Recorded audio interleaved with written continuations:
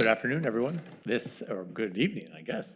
This September 5th, 2023 meeting of the Lake Oswego City Council is now called to order. Ms. Linder, will you please call the roll? Mayor Buck? Here. Councilors Mbu? Here. Burdick? Here. Raph? Here. Afghan? Here. Corrigan? Here. And Winland. Here. So great to have everyone back in the room. Okay, let us start with the pledge. Please stand and join us in the Pledge of Allegiance. I pledge allegiance to the flag of the United States of America and to the republic for which it stands, one nation, under God, indivisible, with liberty and justice for all.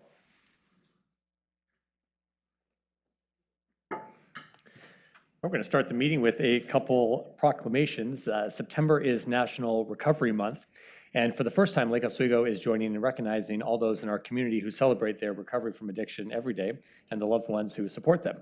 Addiction impacts so many of our neighbors, regardless of age, background, education, or really any socioeconomic factor. Recovery requires an immense amount of individual courage and emotional fortitude, and no one recovers alone. The proven pathways to success rely on a combination of compassionate care, medical science, and community support. This year, we focus on the community aspect and recognize the important role first responders, healthcare workers, community leaders, and recovery advocates play in reducing the harmful stigma of addiction and creating the supports needed to encourage those living in the shameful darkness of an active disease to come forward and join the many who've demonstrated that living a new life in recovery is a possibility for everyone. Celebrating recovery and advocating for the resources needed to support those living it have an immense benefit on the health of our entire community. This month, actually, September 15th through October 15th, we also recognize and celebrate Hispanic Heritage Month. This year's theme is Latinos driving prosperity, power, and progress in America. In Oregon especially, we're blessed for the many contributions to our broader community by members of the Hispanic and Latino communities. Hispanic Americans are represented in many ways within the community as neighbors, members of our city team, part of the business community and in the workforce, in faith and community organizations, and as members of our city advisory boards and much more. We appreciate this month and all month the broad influence Hispanic Americans have on the culture and overall well-being of the city. We're going to be hosting the Cultural Exchange Festival on Sunday, September 17th from 12 to 7 p.m. at Millennium Plaza Park. It was a fantastic time last year, and no doubt it'll be the same this year. So we invite everyone to join us as we celebrate this multicultural festival with traditional music and dance performances, artists and vendors, food vendors, nonprofits, and much more. There's also a link on the city website under the Celebrate Diversity page that has educational materials and resources in regards to Hispanic Heritage Month. And both of the proclamations printed in full will be available on the website. And next on the agenda is public comment. Is there anyone here to provide public comment? Would anyone like to provide public comment? No? Okay. Okay. Now we're going to move on to the consent agenda. On the consent agenda tonight is item 6.1, which is resolution 2338. It's a resolution of the City Council authorizing the city manager to execute an intergovernmental agreement with the Clackamas County Health, Housing, Human Services Department Social Services Division for fiscal year 23-24. And we have item 6.2, approval of meeting minutes from August 1st. Is there a motion to adopt the consent agenda? Move to adopt the consent agenda. Thank you, Councilor Afghan. All right, all those in favor say aye. Aye. Aye. Any opposed? All right, motion passes 7-0. Now we'll move into council business. First item on the agenda is vacating the public interest in a 6-foot unimproved pathway right-of-way located northwesterly of the railroad right-of-way of Union Pacific Railroad, running from Boones Ferry to Bryant Road. And joining us for this item is Director Rooney. Good evening. Evening. Give me just a second here.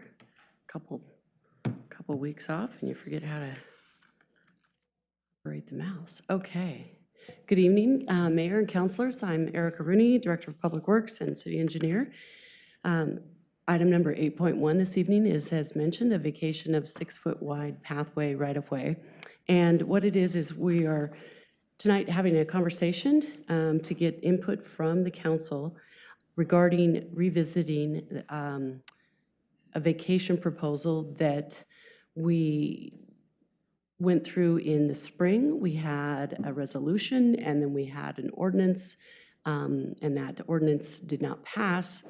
And since then, some things have happened. There's been a lot of questions. Some of those questions have been answered. Some we'll answer this evening.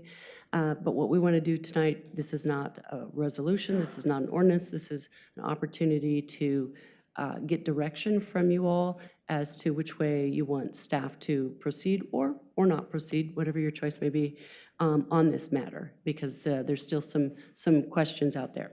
I do want to start with, just kind of as a reminder, this is the area that we would be discussing for vacation that was proposed before. But back in 2006, there was Resolution 656, which was the establishment of a policy on vacation of public right-of-way. And I just want to reread the policy that was set at that time that we have used as the foundation for all of the vacations since then. And certainly we've done, I don't know, probably 12 or 15 of them since I've been here in my 15-year period. It is the policy of the City of Lake Oswego that public rights-of-way shall not be vacated except when special circumstances relating to a right-of-way make it incapable of being used for right-of-way purposes.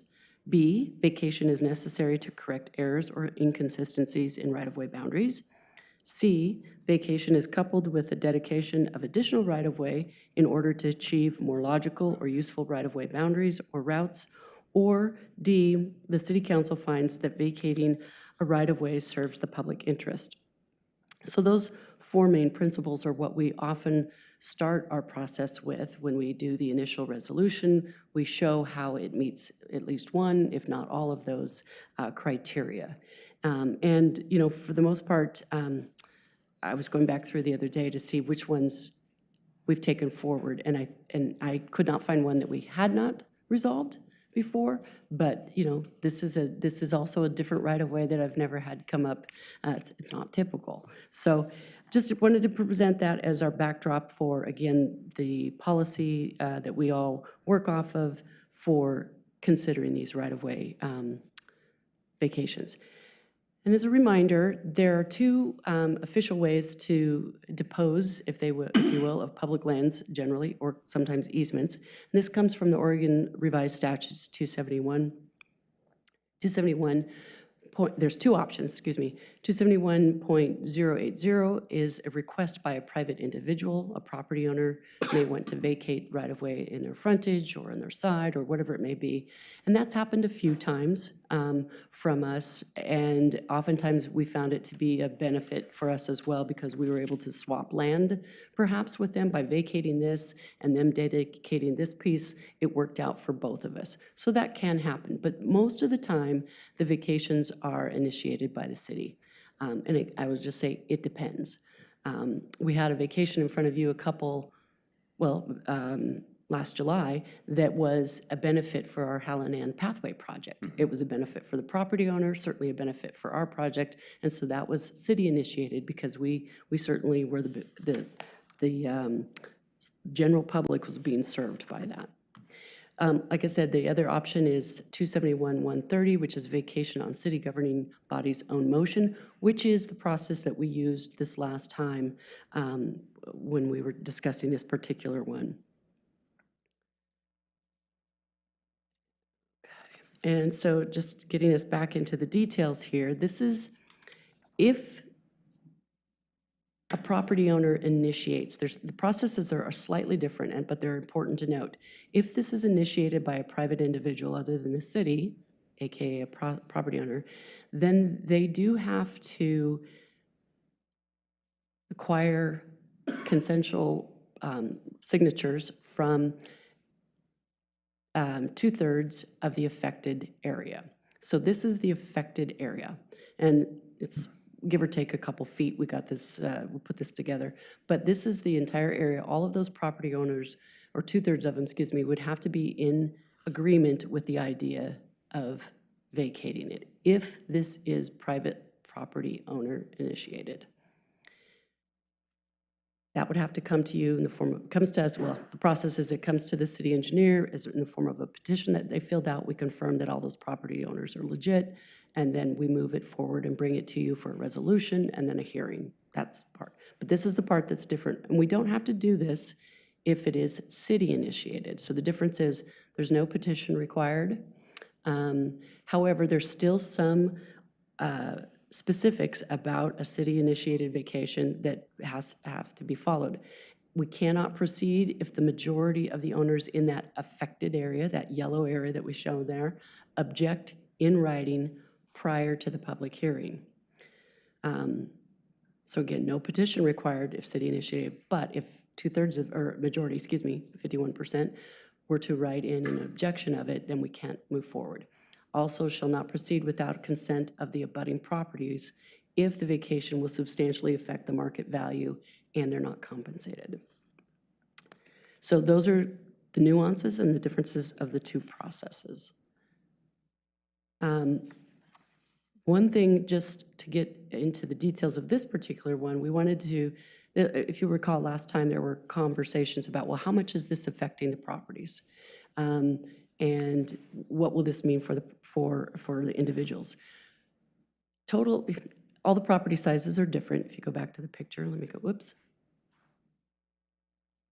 Uh-oh, I think I skipped one, didn't I?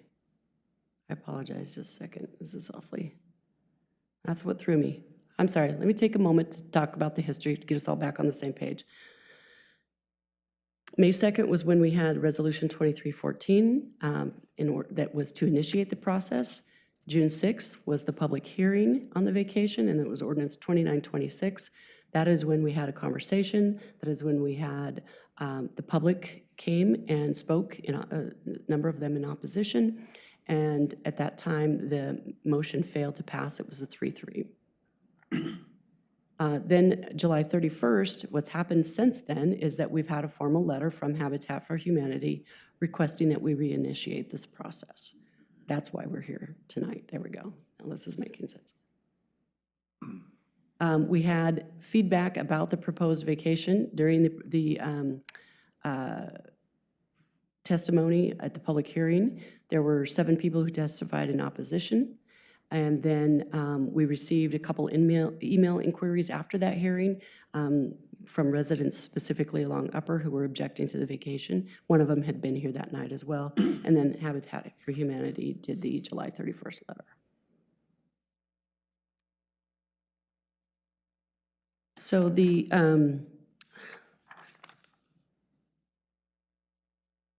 next steps, I think I'm going to go back here, sorry. Yeah, this is where I wanted to be. So I wanted to talk about some of those questions that came up. The total increase of property per property, it does vary because each property is a different size out there. They're not all the same. But the increase in total size of property is anywhere from about 2 to 3%.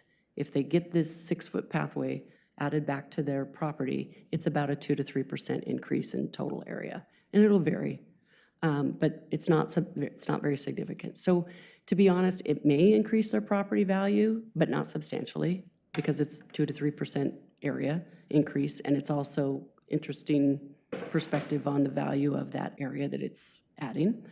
It may increase their property taxes, but not substantially there as well.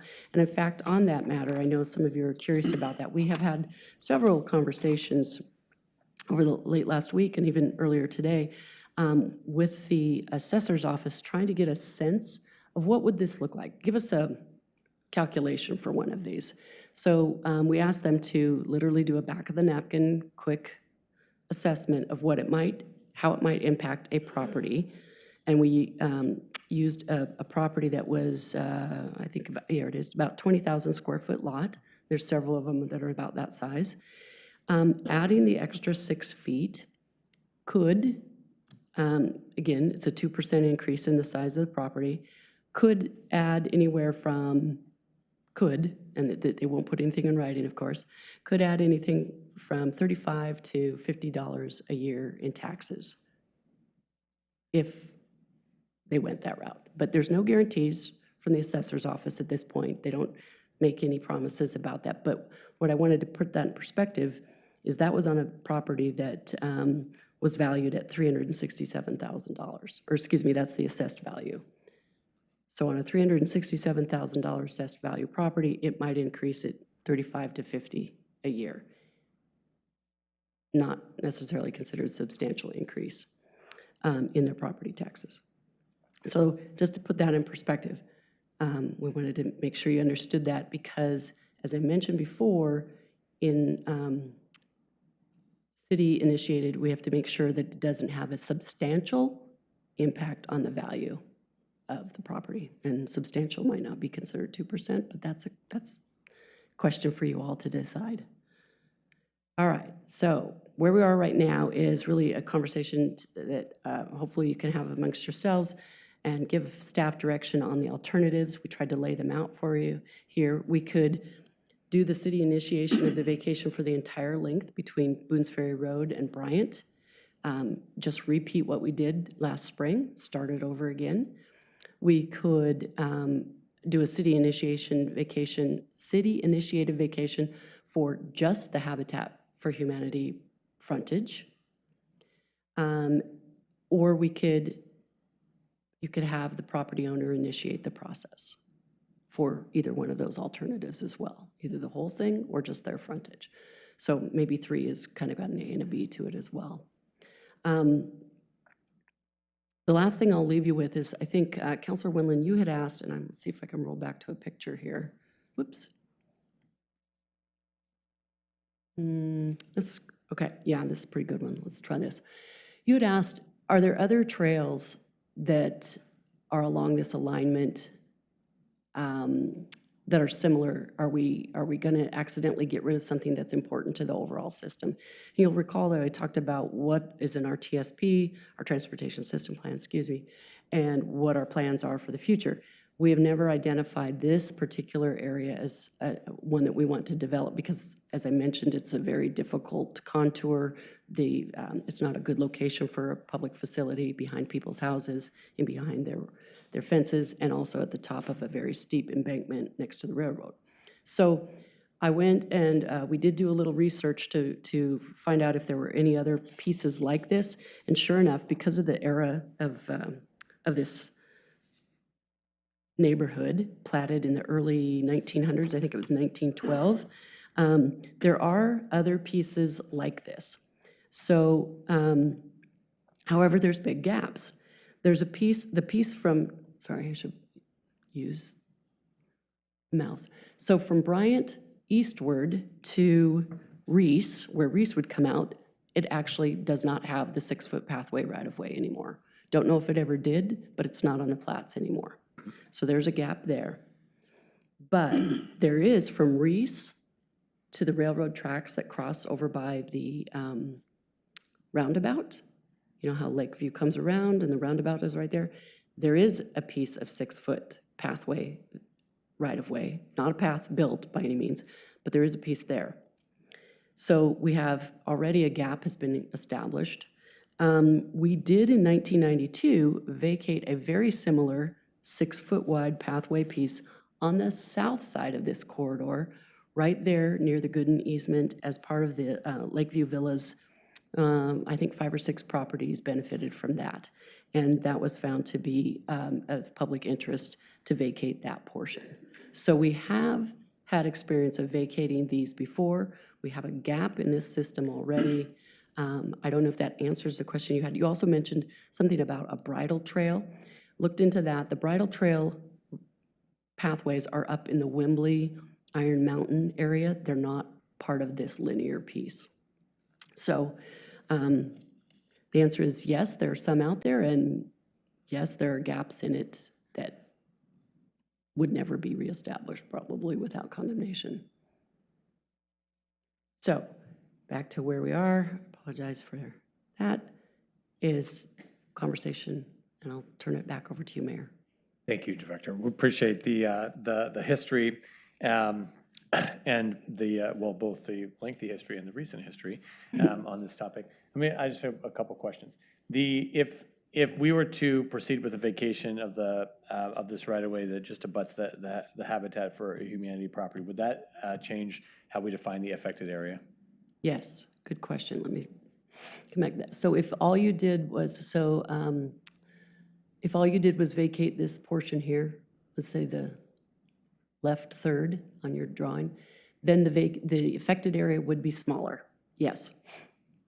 It would probably extend from here to here. It'd be about half the size. Okay, it wouldn't expand in any other direction? No, it wouldn't get bigger, it would get smaller. Okay.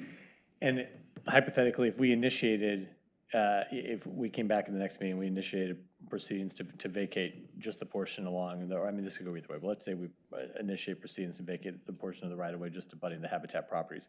And then we go to a public hearing, and people show up and they say, well, okay, we would like the whole thing vacated.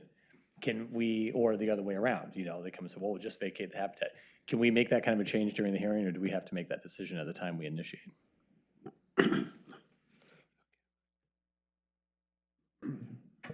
Thanks. Mayor Buck, the answer to that question is you have to properly notice the description of the property. And that's why at the time of the hearing, you wouldn't be able to vacate any, right? You would have to renotice it because the affected property owners have to have their due process in order to come and speak about what affected property they understand the description to be. Okay, thank you. Yeah. Yeah. Okay, questions, Councilor Raff? Similar to the mayor's question. Clear, I think it's 7 parcels to the left. The leftmost 7 parcels are the Habitat for Humanity property, or is it just that last isosceles triangle? Sorry, it's the first 5. It's this triangle, and then 1, 2, 3, 4. Where my hand is right now is the last one. These 2 little guys here are not habitat. Okay, so the question I had is, walk us through again the impacts to us, the city homeowners in the area, if we were just to limit this vacation to those 5 properties.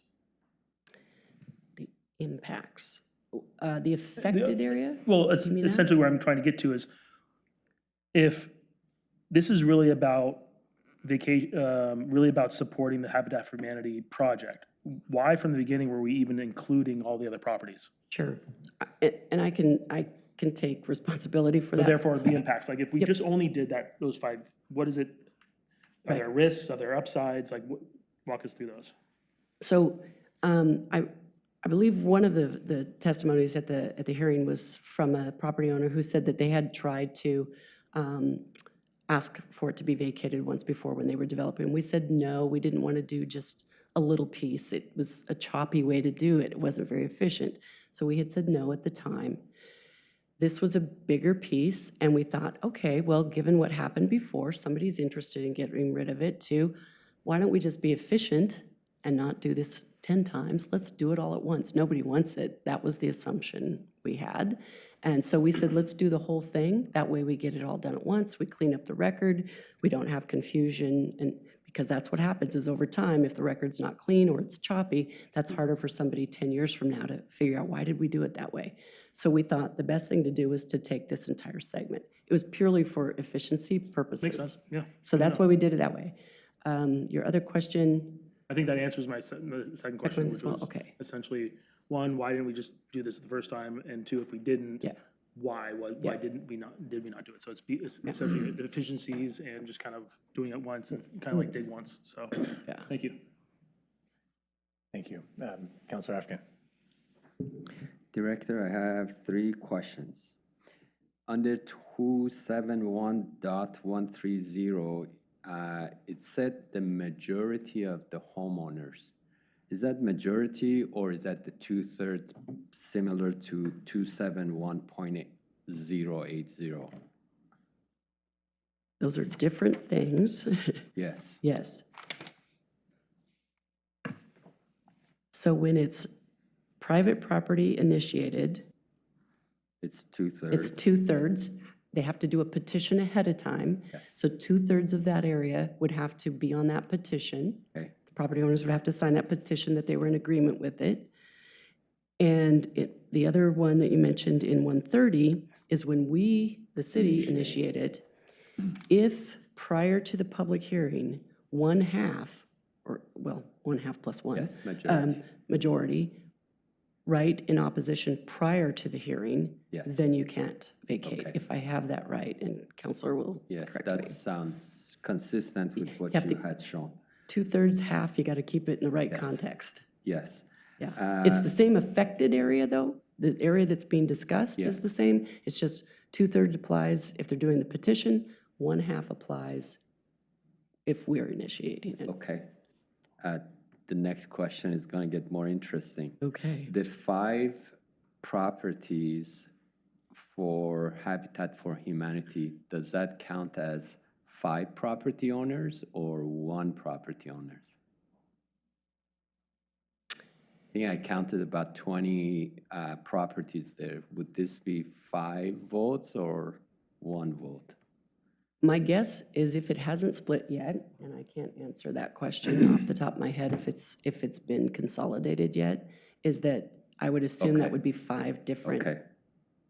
They're Thank legal you. lots, and if they're legal lots all held by the same person, they still get 5 votes. Understood. But I couldn't tell you off the top of my head if that has gone through yet to consolidate.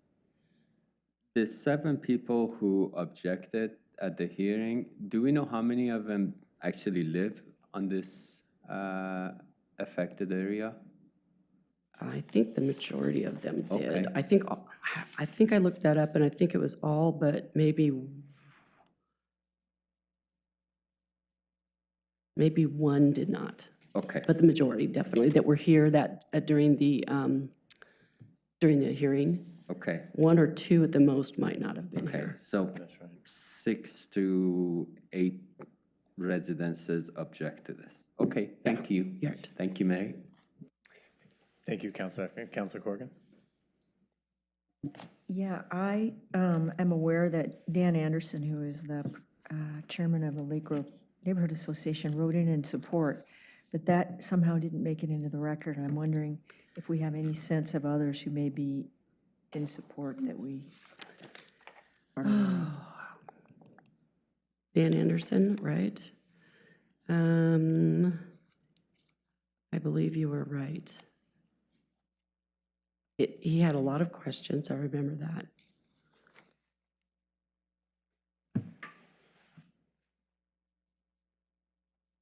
I don't know that I would, I think we put him sort of, as far as categorizing to him, it was sort of on the fence because he had a lot of questions that is implied, and I'm not trying to speak ill of it, but it sort of implied that he was mostly concerned about the impact. So I may have misunderstood his position on that. I apologize. So you don't really have any support from anybody along that section of Upper Drive supporting the vacation? Except for Habitats. Okay, Yeah, thank you. correct. And I don't recall if Mr. Anderson lives on the street himself. I think he does. So that would be, if he was and I misunderstood his position, then that would be 1 in support. Yeah. Well, I guess just to clarify, we do have an email. For some reason, I got forwarded to me. It was sent to Councilor Windland. I'm not quite sure why. And copied to Director Rooney. But this is from Mr. Anderson, who is the chair of the Lake Grove Neighborhood Association. I'll just, read from his email here. He just says, at the Lake Grove Neighborhood meeting on May 18th, we discussed the vacation, and the discussion was supported it, although we did not take a formal vote. Anyway, I support the vacation of the 6-foot railroad pathway parallel to the western block of Upper Drive. I live at, and he gives his address, and will benefit from the added land. It's never been used, and he goes on to explain his rationale. Okay. And I may have gotten it confused with they were in favor of closing it to traffic, and I thought maybe they were in favor of closing it to traffic and misunderstood that as, Yes, yeah. Yeah. himself and Himself, the he said association clearly, sharing all I perspectives. support, Okay. Councilor, will you finish, Councilor Corrigan? Okay, thank you. Councilor Windland.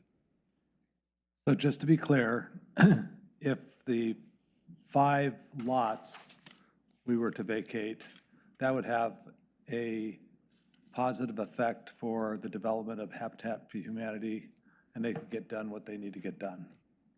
Yes. Okay? So, okay. I guess I love your efficiency. It's kind of like the dig once policy. But I would say that there's limited risk in vacating the 5 properties and keeping the rest, and let the future councils deal with with it. That's just my opinion. I think we would accomplish everything that we would need to do, other than for the efficiency part. But we may all be gone by then, and we'll leave it to younger people or other people. So, just my thought. Thank you, Councilwoman. Is to the city attorney, I mean, is there any reason why, from the legal perspective, in terms of the risk, and, that we should be concerned about keeping some of the right-of-way?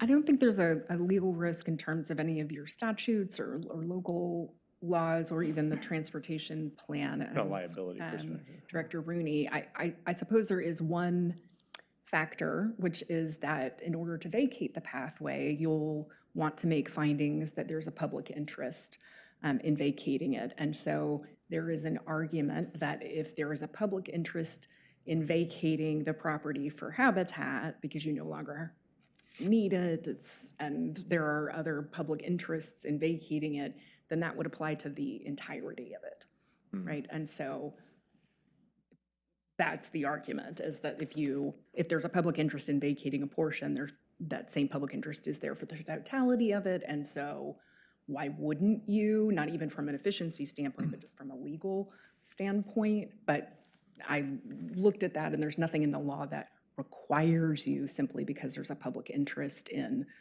vacating the entirety of a pathway. There's no requirement that you vacate all of it as opposed to a portion at a time. I see. The public interest isn't harmed by not, okay.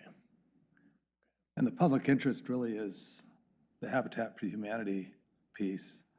I mean, compared to private landowners, which would be a petition to get the vacation. Which I look at those, I look at it as two separate. I understand what you're saying, but I look at it maybe a little differently, in the sense that Habitat has a primary motivation, and the people that are not part of that have no motivation other than to come to a city council meeting because they think their land is going to change, and most of them were questioning, and we didn't hear this overwhelming, yippee, we've got more space. So anyway. Thank you, Councilman. Councilor Corrigan, it's just the ones who, there was half of us, or three of us supported it, the initial go-around, so more hearing from the two of you and Councilor Raff on how you'd like to proceed. I would support vacating the habitat. It does serve a public need. They're providing affordable housing. I believe that's a public need. And the people who were unhappy with, they have their reasons, and we'll respect that. But I do believe that we should support the habitat in their quest for affordable housing. We really need it. Okay, that's great. Councilor, you. I'm with Councilor Corrigan. The only record we have of any opposition or support is Habitat for support is Habitat and Mr. Anderson. And the last meeting where people had an opportunity to talk, all were against the vacation. So if I understand efficiencies. By all means, you all know I love efficiencies, but in this circumstance, we make no enemies and do what we as a council have supported and talked about as a goal, which is get Habitat for Humanity more affordable housing. So we can, for sure, let's just do the Habitat for Humanity space and let the other group do what they need to do later. Okay. Councilor Africa. Mr. Mayor, I see Habitat for Humanity properties to be at the end of this or at the beginning, depending on which way you look at it. And I think if we did vacate, then the rest of the property owners can get together and 2/3 of them can decide whether they want it, and they can go through the process. So it's a win-win situation for everyone. And if the 2/3 majority don't want it, we'll keep it because it's not buildable. It doesn't, it's whatever. Okay. Someone like to make a motion? Thank you. Thank you. Thank you. I move that we proceed with the, what do you want to call it? The Direct staff to initiate. Direct staff to initiate Vacation proceedings. for number 2. Whoop, there we go. Alternate. No, to It's alternative 2. Alternate. second. Second, yeah. Okay. Is that motion clear?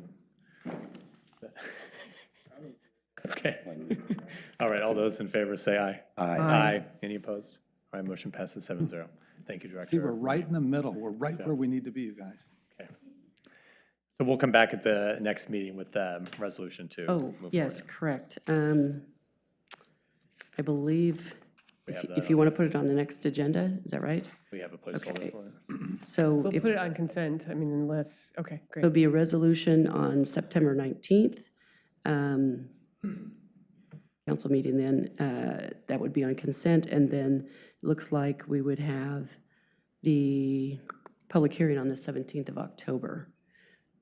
And that'd be Okay, all of the noticing that we did last time, same kind of thing will happen here.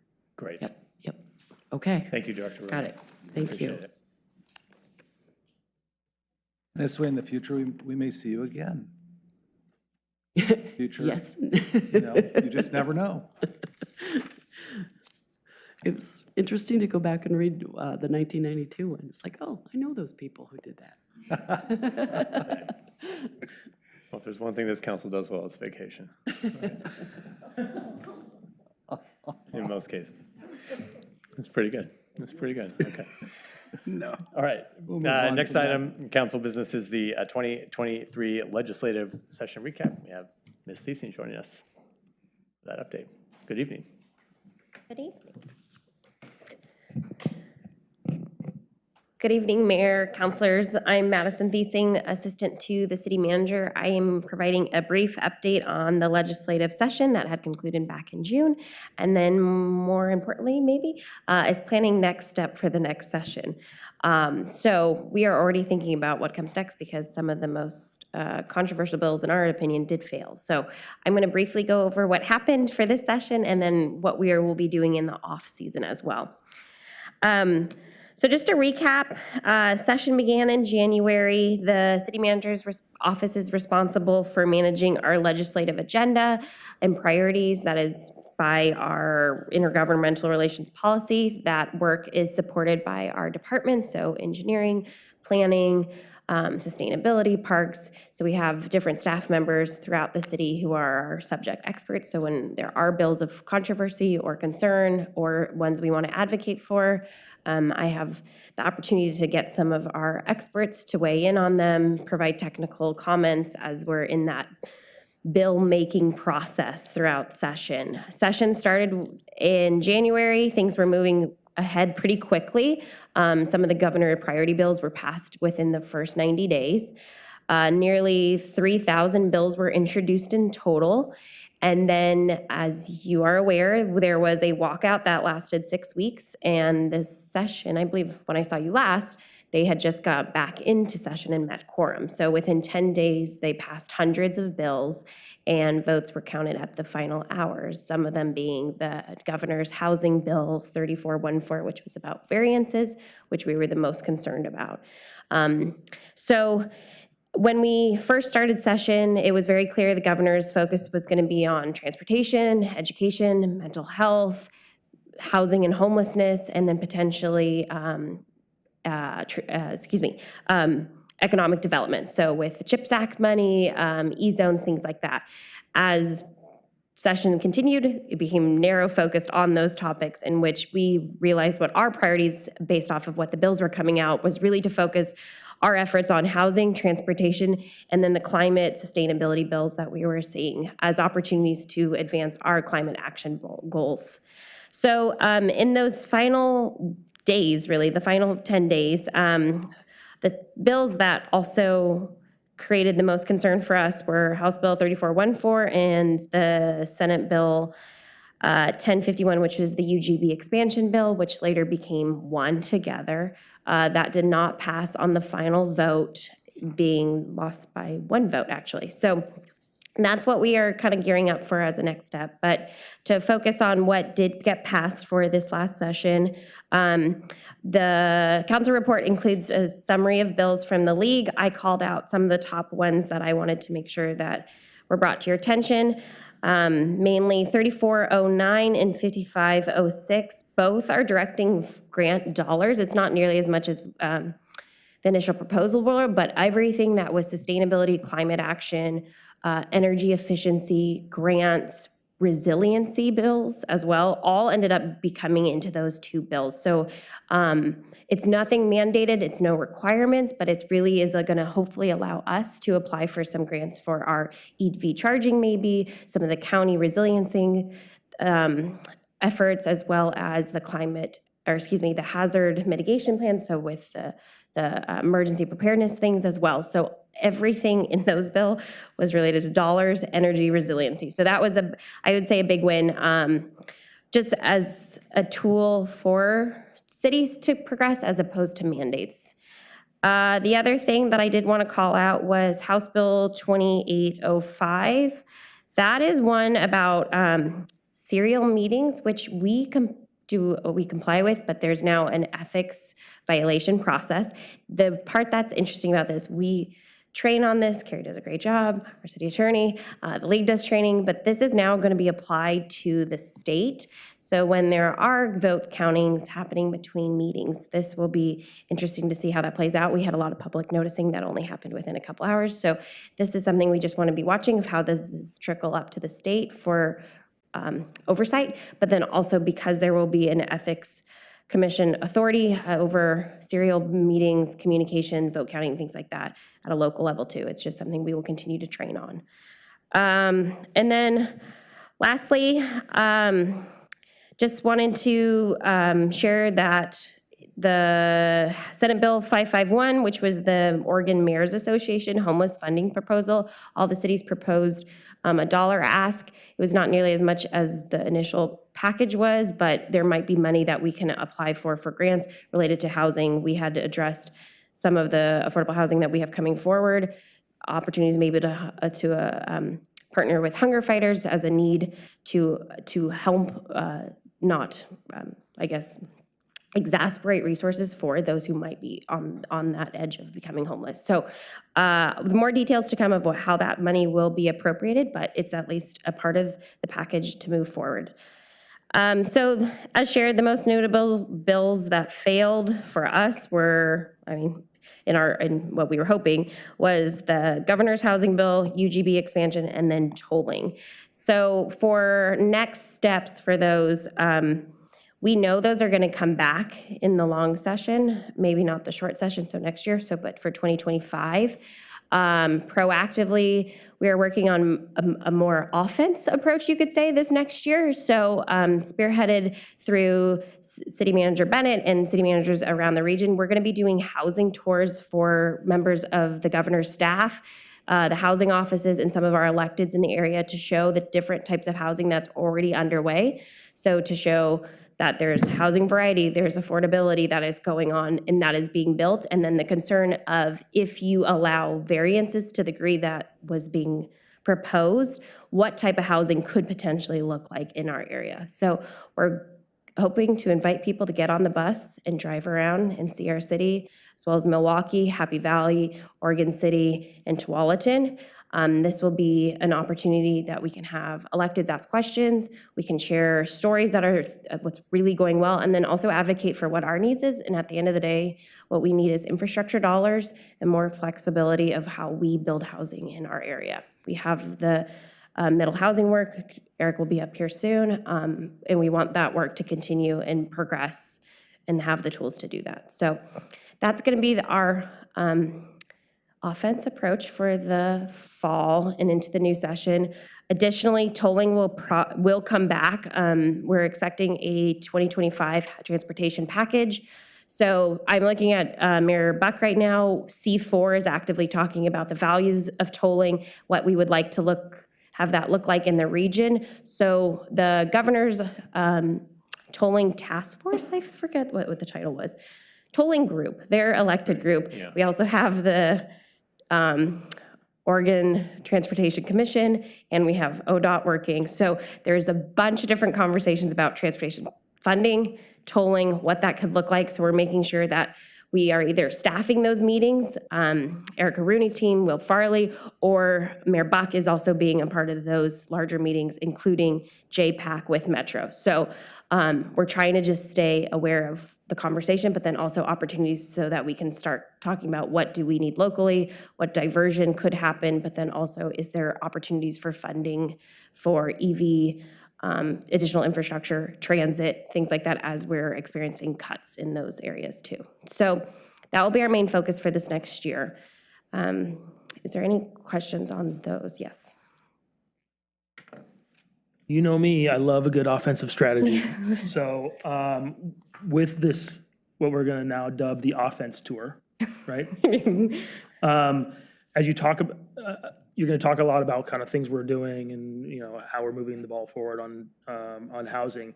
I'm hoping that you also talk about not just what we're doing, but also the uniqueness of Lake Oswego and how certain things, you know, square pegs don't fit in round holes in certain situations, right? And I think that also applies in those conversations around tolling. And like, if we're going to have people here touring around, let's use that as a moment to not just talk about the housing impacts here, but also the realities of tolling and how that looks, because as you said, it's going to come back. So offense tour, let's go, Joe.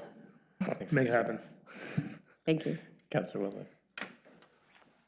Wendland. Thank you very much. I know that this was a rough moving target that you got to, that you had the pleasure of trying to coordinate information on. A couple things. What was the impetus behind this ethics thing? I'm actually not sure, but I can maybe look into that for you. I'm just curious to see. They're trying to get it so that at the state level they're going to actually obey public meeting laws. Is that kind of the idea? Because they haven't, and I think we do a really good job at the local level. I will say that the school board, the city councils, everybody that I've worked with has done an exceptional job of doing things, almost to the detriment of following all the rules, which I'm fine with, but it prohibits sometimes conversations to get things done in the right way. So I think there's a balance that needs to be done there. And I would say that the Oregon legislature, certainly with a number of the outcomes that came, there's no way they had public conversation about things on votes that they basically had stacked up behind the scenes. So anyway, I think that's an interesting part. On to more important things, which I think are in ours. I'm the liaison to the TAB, to the Transportation Advisory Board. And I will say the tolling, we talked about that for almost 3/4 of the meeting. And it is a very hot topic when the members, who are citizen members who are great, started to find out more about how things were going and how basically the path that they got to the tolling part. And then they were very impressed with the cities coming together and helping to make it stall out.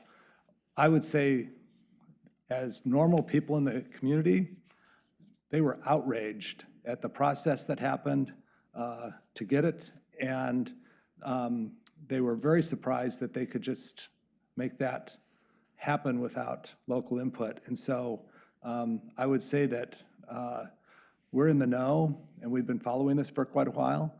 I don't think until really some of the publicity started on the tolling and it got out there that people became a little bit more activated. So to the best offense, where it's going, we need to make sure that local citizens kind of know what's happening earlier, because pretty much the TAB board was thrown way off board when they found out about it, and we're like, oh, wow. And we're very opinionated about not having it happen. Now, of course, they wanted to know how you could still fund all the projects, and so that's a whole nother topic. But I will say I don't see, maybe on the offense of solving that, and that was my biggest point, is do something radical like change the gas tax to a, I mean, we're going to have to do something to get the numbers to get money for projects. But it seems like nobody wants tolling, and I would say probably people are more inclined to pay for things off of a car registration or a mileage keeper or something like that. But I was thrown off by the intensity of because Transportation Advisory board meetings are not exactly super energetic at times because we're dealing with transportation. They were very energetic. So anyway, that's it. Thanks, Councilor Thank you. Woodland. Yeah. And Councilor F. Thank you for the report. It's very informative. I have a question on the variance approval. Do we know if it's minor variances or major variances or any kind of variance? It was any kind of variance, So as lot- long as you could prove one additional housing unit. So one, You didn't actually have to prove anything, you just had to state that it was necessary. Excuse me, There state, had to be yes, no evidence demonstrate. submitted. You yeah, could never that- get the word demonstrate.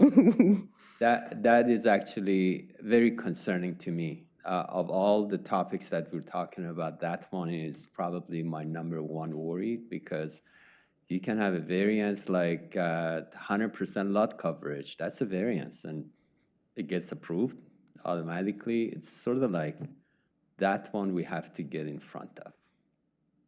Thank you. Councilor Afghan. I don't think that was not a variance under the, but it was similar. It's close, not that extreme. So the conversation is taking place right now around transportation.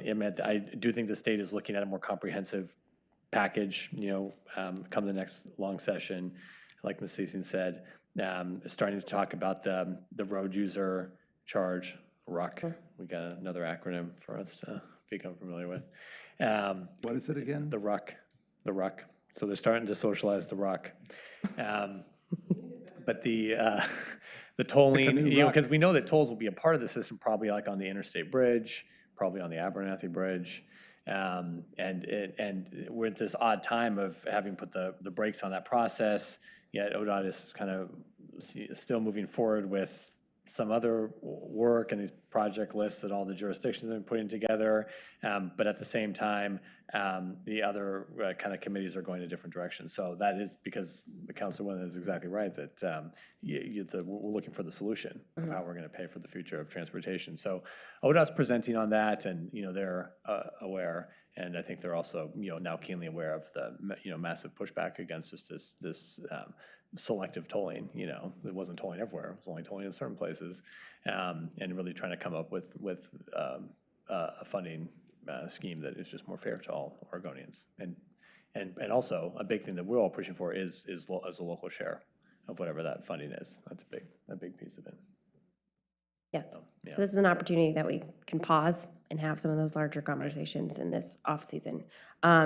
Representative Wen will be here on October 17th as well. So if you have questions, you're more than welcome to ask him as well. And then we will be doing some of this work behind the scenes, and we will keep you updated along the way as well.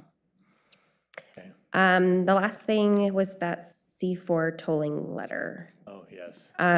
So Mayor Buck, would you like me to? We'll go ahead. Yeah, go ahead. Thank you. Okay. Go ahead. So in the springtime, the C4, so the Clackamas County Coordinating Committee, which represents all the cities and the mayors for Clackamas County, had their retreat. And coming out of that retreat, they had identified their tolling values, is what I believe they called it.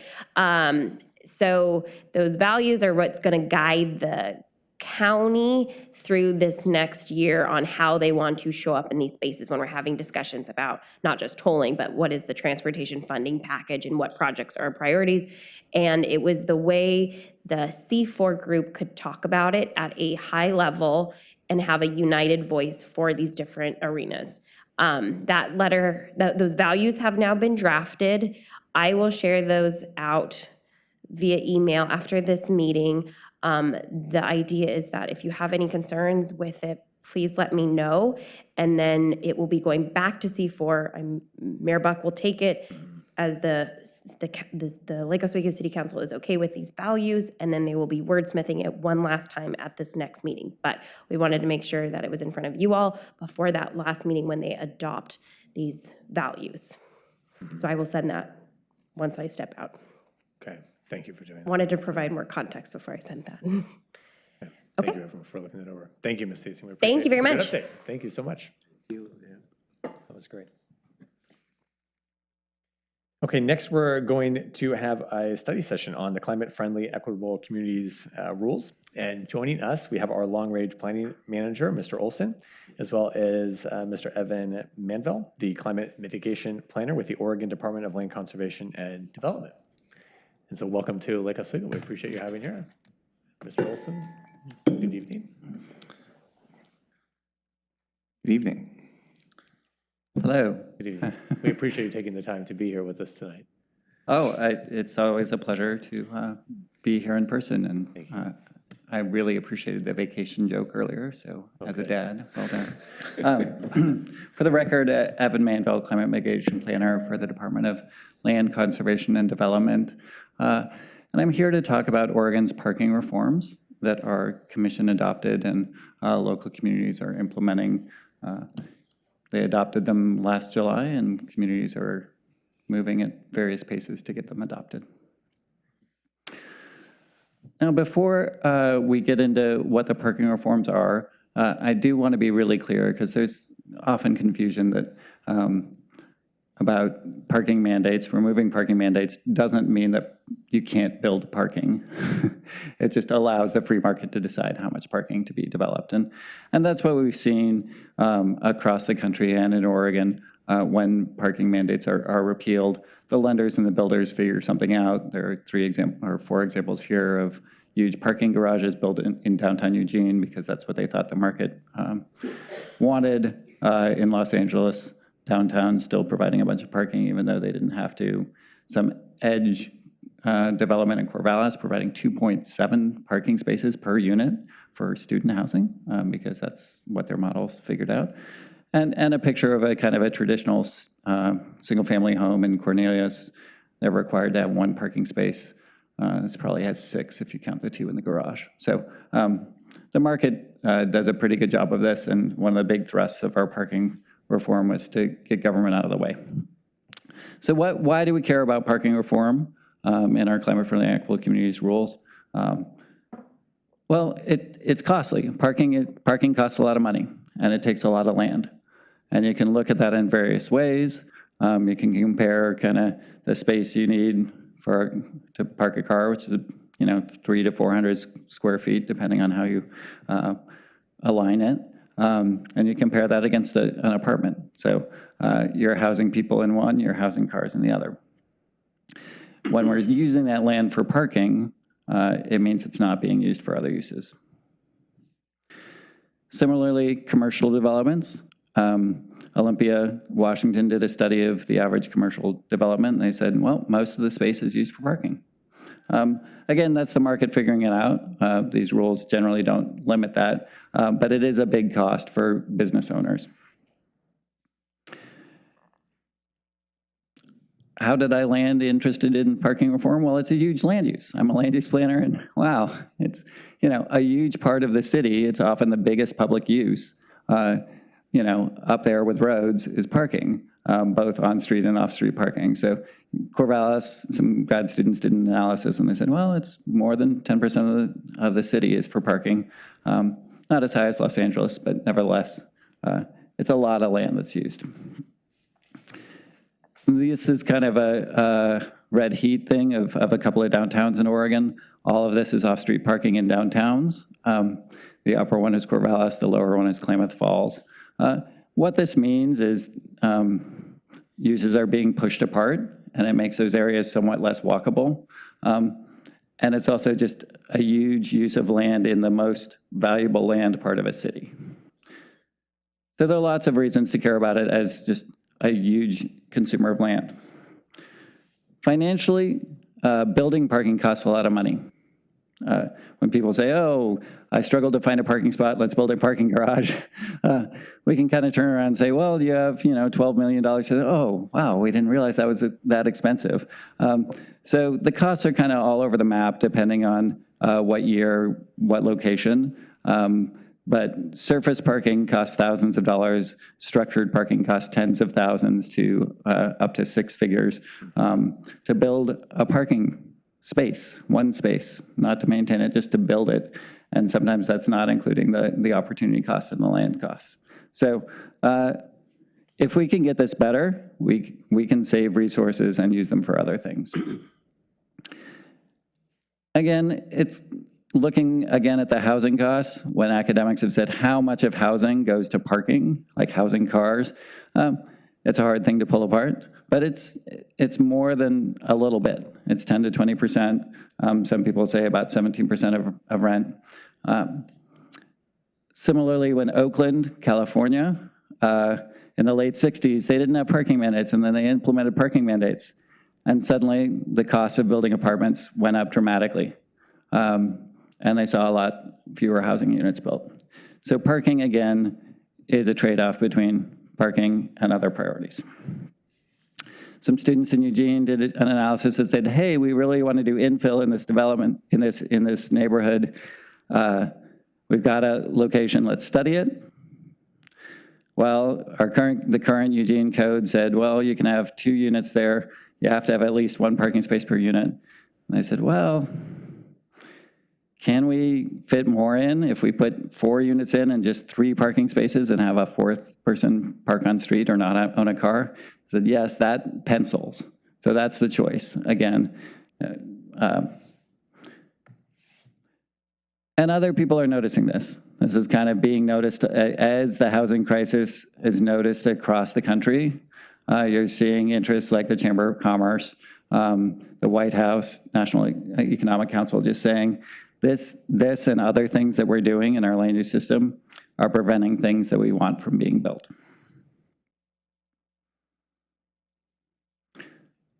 I think this is the last one. I've driven this. But yeah, it also prevents affordable housing development. So people who desperately need housing, if we're housing their cars, we're not housing as many people.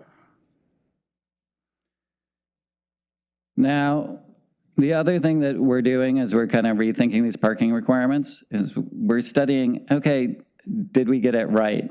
Like we kind of have had these formulas in our codes and we copied from the neighboring city who copied from the neighboring city who copied. Did we get it right? And generally, no. Generally, we didn't get it right. Now, parking demand obviously fluctuates from development to development. So it's hard to get a one-size-fits-all perfect formula. But on average, again and again, cities have been requiring 1/4 to 1/3 too much parking.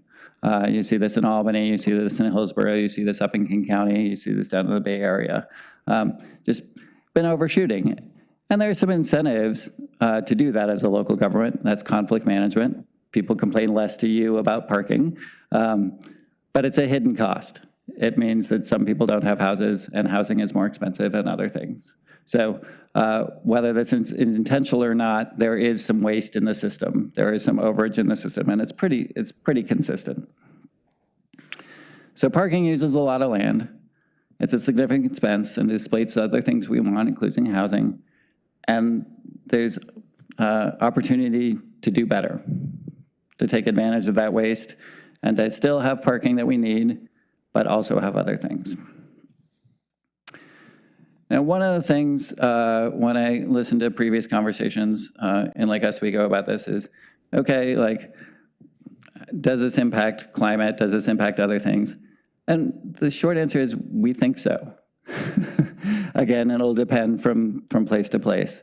But what we do with parking right now is the government on climate kind of has its foot on the gas pedal instead of the brake. We're requiring to make it easy to drive everywhere. By requiring free parking, a lot of free parking everywhere, people consume a little bit more of it. And that means that, and those costs are hidden in other things. You know, when I go to the grocery store, I don't pay for parking there except at the checkout, whether I bike there or drove there. So I'm cross-subsidizing the people who are driving when I bike, and I'm subsidized by those when I drive. The California Air Resources Board did a study and they said, hey, how strong is a lever for parking? And this means both parking mandates and changing, like internalizing the cost so you actually pay for parking. And they found, wow, we could really cut like 15, 16% of vehicle mile pollution if we get parking right, if drivers pay for what they consume. So it's a pretty significant, you know, it's a modeling thing. It's stronger in larger cities than smaller cities because for various reasons, but there is possibility there. again, to that point, and there are some studies are written about a little bit more in Attachment 5. I know you have a big packet, but yeah, various academic studies that said, hey, what happens over decades in areas that have more parking or add more parking? And it turns out people drive more. You know, maybe not a super a lot more, but on average, like, okay, if you provide a lot more parking, people can drive 10, 12% more. And in the climate crisis, we need all hands on deck. So that's a negative effect. Similarly, there was a study in San Francisco that randomly awarded various people affordable homes. So random selection, and it found those affordable homes that included parking, those people owned cars at twice the level of those that didn't have parking included. So A, it drives car ownership, and B, it drives car use. Now, the most powerful lever, as I mentioned earlier, is pricing. You know, that's pretty straightforward, and that's economics 101. If drivers have to pay when they drive to work, they're like, oh, here's a lot for me to pay to drive, then they'll drive. And if they actually have to pay for that instead of have the employer pick that up, a lot of them opt not to drive. So these rules generally don't require pricing, but if we're trying to get it right in terms of equity and climate and other goals, that's the direction that kind of the evidence shows cities should go. A note on parking and equity. One of the things that comes up a lot is, oh, people need cars to drive, including poor people, including the less fortunate, including various populations. And that's true, that a lot of people in the communities that we've developed need cars to get around. It's also true that car ownership and use correlates pretty well with privilege. So there's people who are richer and whiter, and they're homeowners, and et cetera, they own and they own more cars and they drive more on average. And here in Lake Oswego, that's kind of true as well, that renters own significantly fewer cars than homeowners. Pretty obvious and straightforward, but nevertheless, reforming parking generally has positive equity effects, and the equity organizations that worked on our program supported the parking reform. So I do want to mention that because it is a concern that comes up. Okay. So our program says we're going to reform parking significantly. We're going to do the nation's strongest parking reforms. Why is this reckless? Is this like just crossing our fingers? Luckily, we have decades of experience of what happens in other communities, both in Oregon and across the country. What happens? Parking is still supplied, but it varies a lot more development per development. So when Buffalo did it, they said, oh, student housing, they own a lot fewer cars, they're going to provide a lot more cars, a lot less parking. But other stuff, they're going to build about the same that they used to. Like the regulation wasn't actually driving it, that's the market driving it. Similarly in Minneapolis, if it's near transit, they're providing less parking. And things are being cheaper. Things without parking are actually cheaper. It's another thing. Like developers are just going to get rich, and like if they don't provide parking, they're going to have the same rent as providing parking. And that's, maybe in some cases, but that's not what the evidence has generally shown.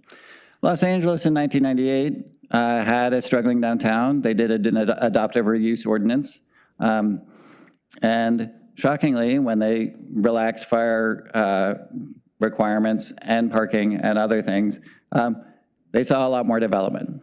And what's interesting about the Los Angeles experience is a lot of people still provided parking, but it was off-site. They had some kind of existing buildings they could restructure as long as they could provide the parking a block or two down. So people were still getting parking, it just wasn't required. And they said, I can do this creatively. So this is kind of the development market and figuring it out. In Seattle, some academic studies, they said they reduced parking mandates near transit, and they said, wow, 18,000 fewer parking spaces have been built than would have been built under the previous code in these 5 years. That's $500 million of savings. Some of that may go to developers, a lot of it goes to renters.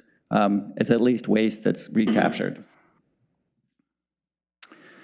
Similarly, San Diego saw a huge bump in their affordable housing units when they said parking didn't need to be required. Fargo, North Dakota saw a big economic boom in its downtown when they took away parking mandates. So kind of across the country in a variety of cities and circumstances, decreasing regulation has led to things that we want. Here in Oregon,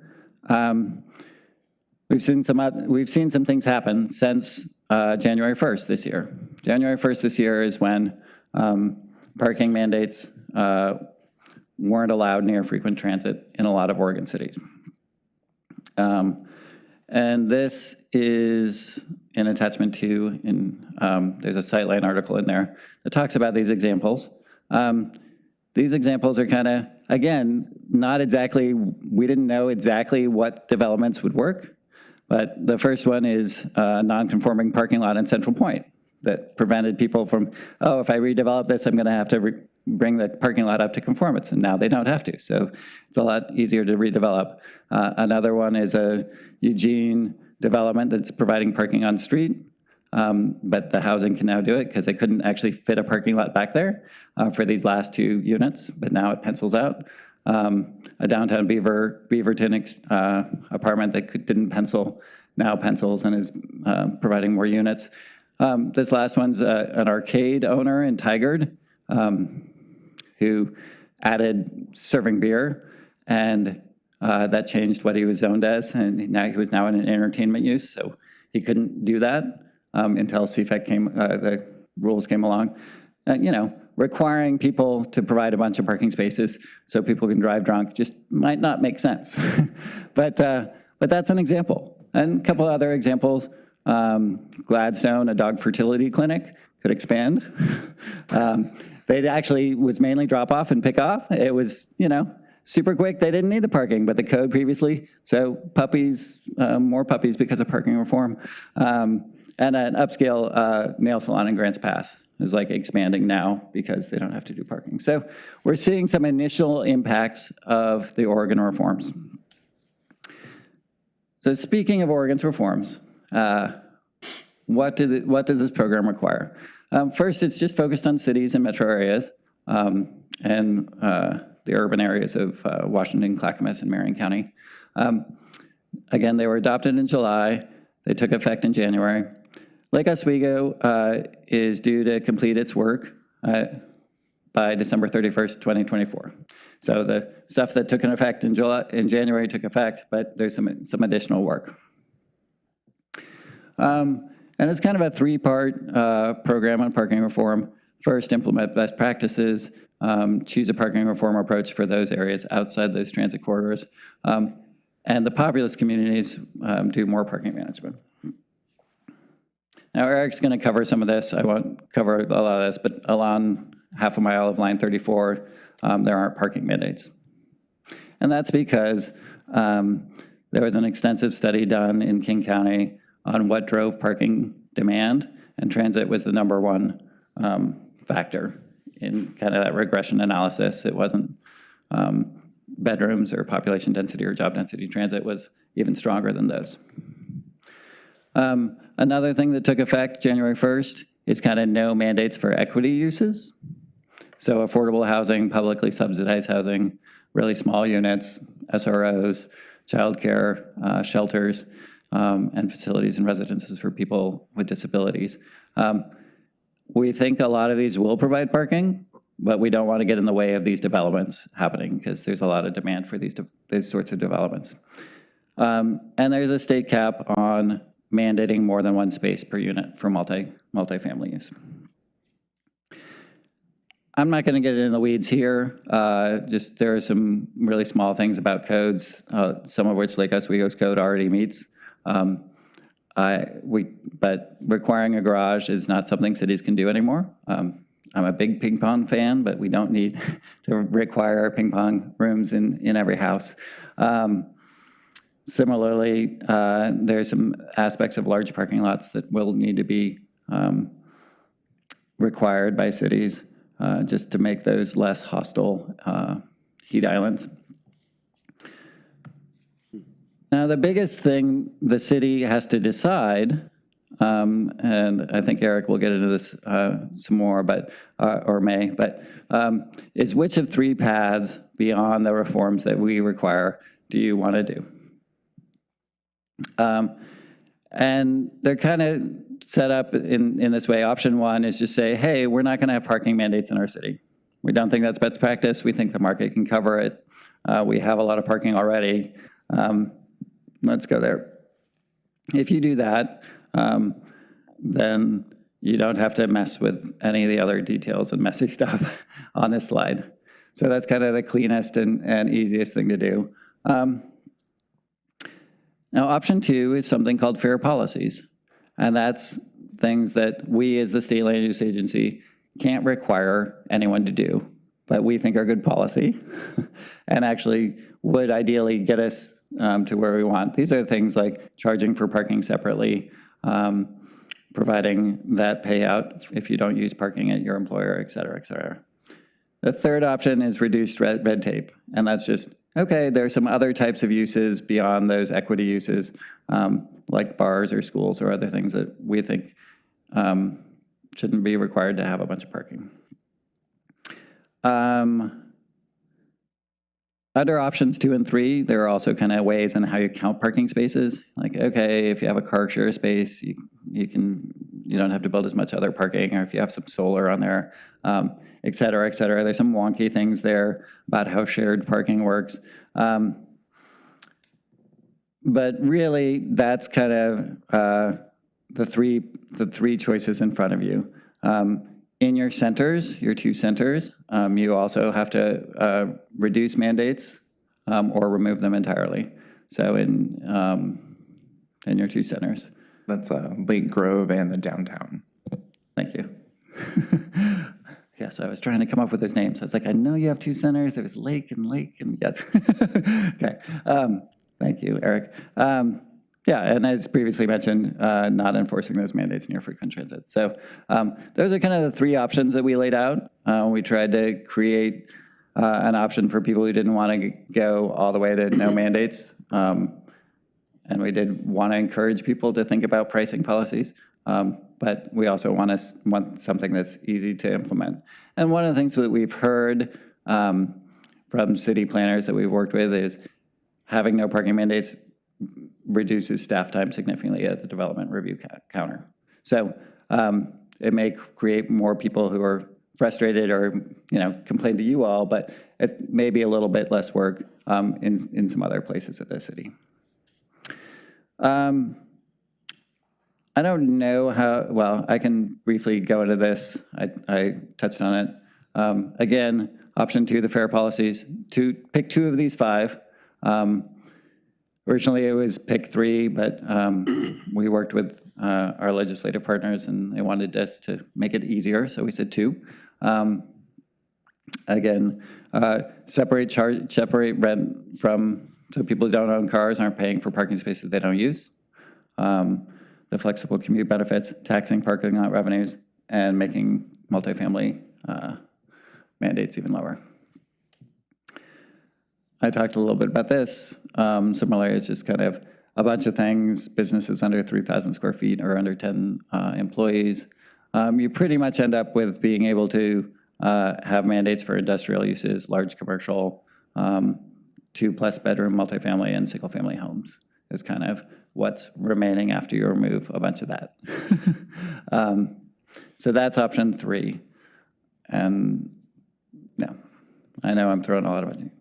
So what have cities done?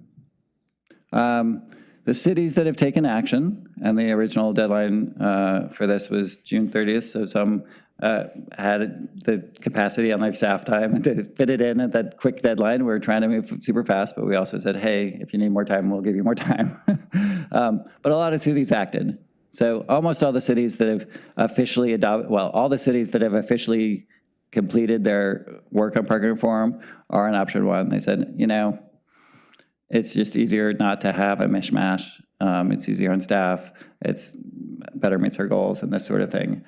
So that's that list of cities there. Most of Oregon's largest cities have no parking mandates. Now Sherwood is wanting to go to option 2. So they're trying to figure that out, trying how to charge separately commercial businesses their parking than their unit, as well as tax parking lots, or tax commercial parking lots. So not everyone's following that. There are some cities who are exploring option 3, but no one's settled on it yet. This was not meant to be a Hobson's choice and like a fake choice where you have to do option 1. It was actually trying to allow people to do what works best for your city. But it's all significant reform. That said, parking reform doesn't change your city immediately. It moves very slowly at the pace of development. Developers are still going to provide a bunch of parking. It's kind of a long, slow reform that can be kind of scary up front, but it's kind of like getting, I think of it as getting into a kind of hot bath where it's a little scary, but you get in and you're like, okay, I'm used to that. Okay, I'm going to go in a little further. Okay, this is going to be okay. Like it was a little nerve-wracking, but actually it's kind of nice. And we're seeing a lot of positive benefits for our city. So with that, I will open it up to, well, I will let Eric tell us what's next. Oh, yeah, thank you so much, Evan. And I was thinking that maybe we would have a little question and answer session on Evan's component of the presentation, and then I can talk a little bit more about what we've done as a city and look to you for some direction afterwards. So let's have some question and answer time with Mr. Manvell. Okay, yes, well, thank you for the presentation, Mr. Manvell, again for being here with us tonight.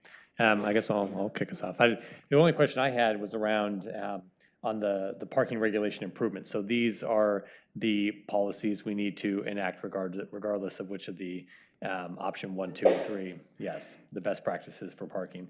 So how, for instance, the tree canopy percentage over a parking area, how is that measured and over what kind of period of time? Let's say it's a new parking facility. Yeah. So the tree canopy, so this applies to new parking areas of over a ½ acre. So pretty significant parking spaces. And it's a 40% tree canopy coverage after 15 years of growth. So it's pretty much a 20, people plant trees at about 5 years. So it's about a 20-year canopy measurement.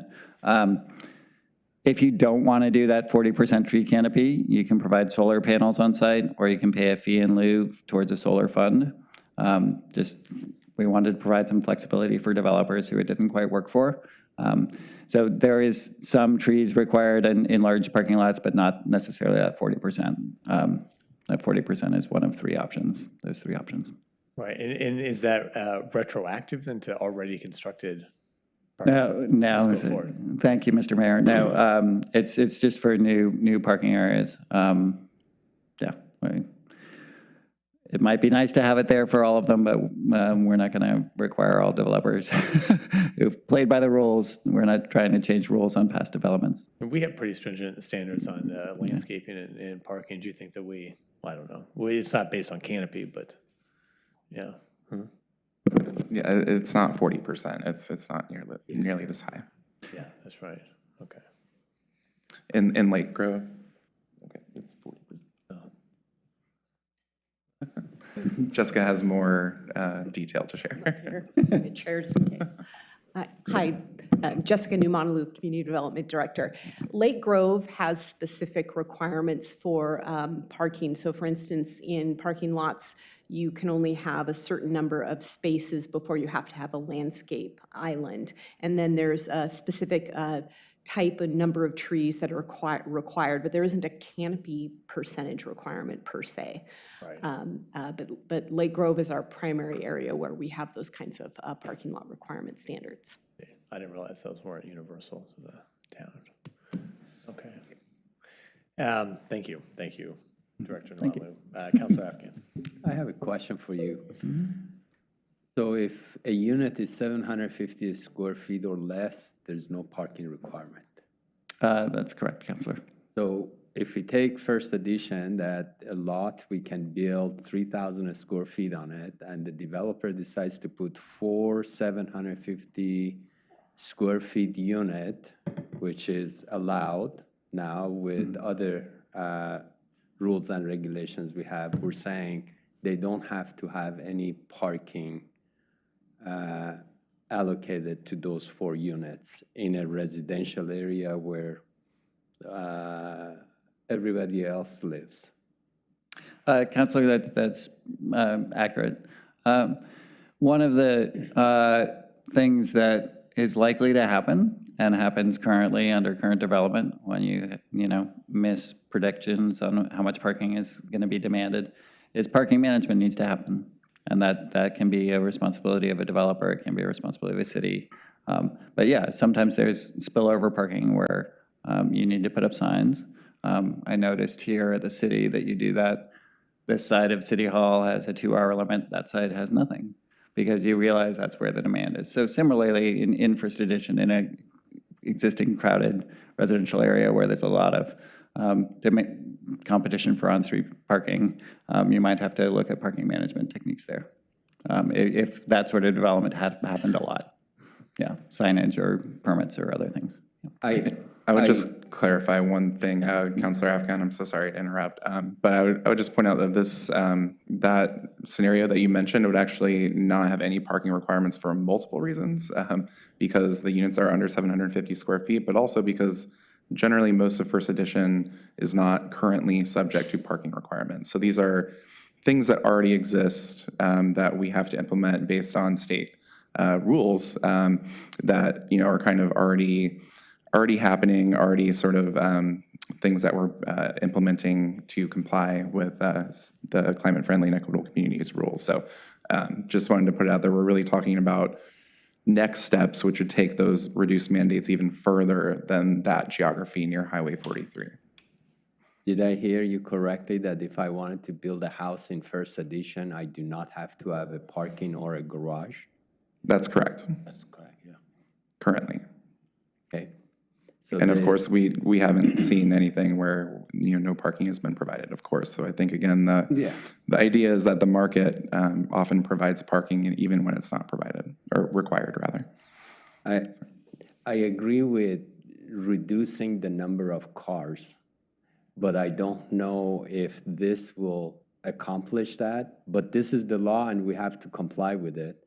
And one of the things I like to understand or ask, did anyone talk about public transportation when this conversation was happening and the law was being put in place? Because we're forcing certain things without understanding the consequences. So if people are living here and they have to go to Tiger, then their cars are being now limited to parking for 2 hours, we're putting people in a situation that is not healthy for anyone. So has there been a conversation about improving the public transportation? Thank you for the question, Councilor. Certainly that was a repeated theme of the rulemaking over 2 years.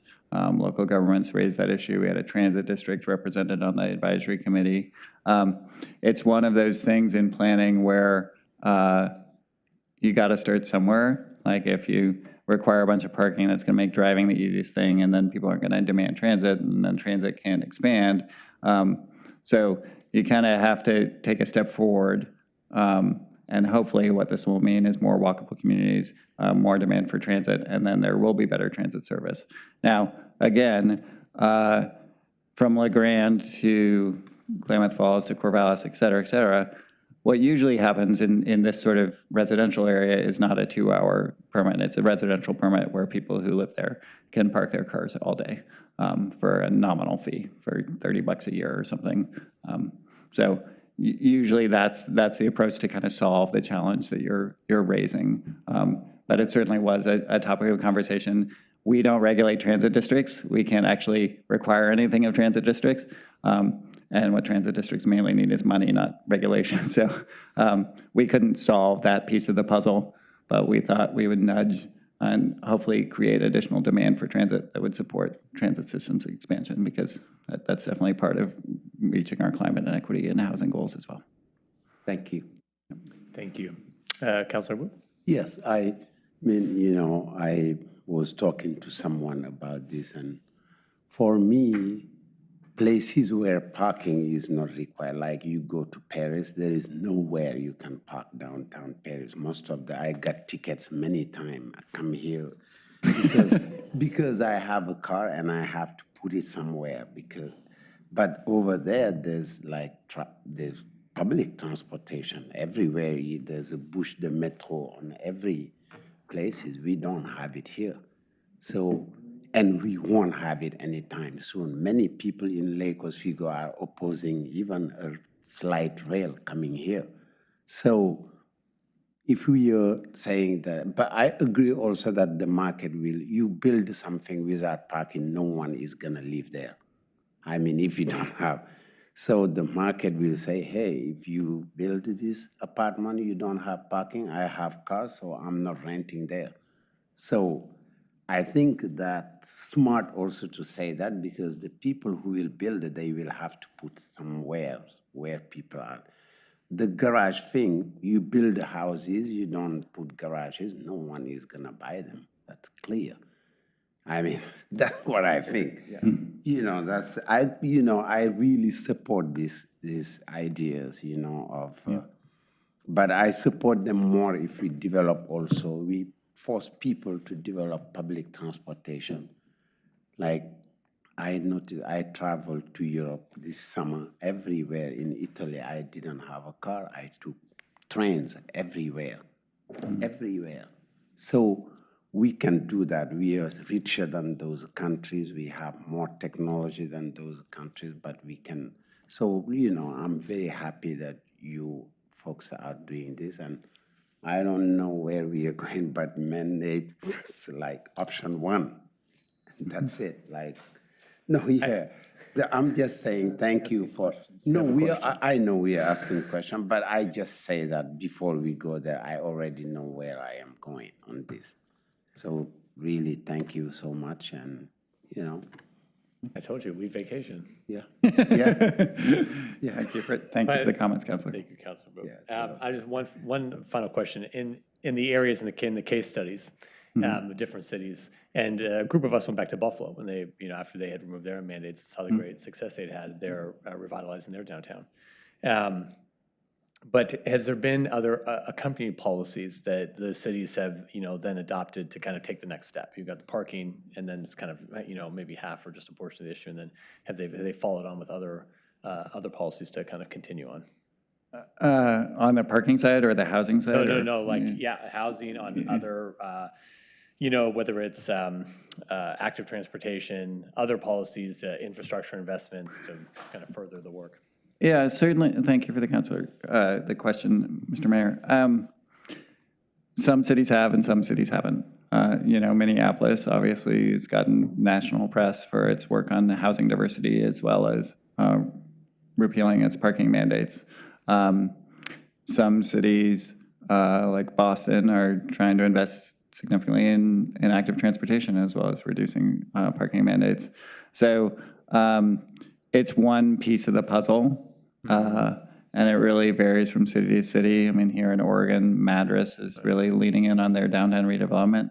As part of that, they rebuild parking mandates. We didn't require them to do that. People are seeing this as one piece of the puzzle. Lincoln City reduced theirs and is seeing some new development. Coburg similarly reduced theirs significantly. So definitely seeing some of that. It's a very slow-moving to redevelop a community in a way that supports active transportation, reducing driving and things like that. And as you've noted, a lot of people are going to be car dependent for a long time, given the existing structure of cities, particularly here in Oregon. So this is step one of 12,000, perhaps, or this is step 1,100 of 12,000.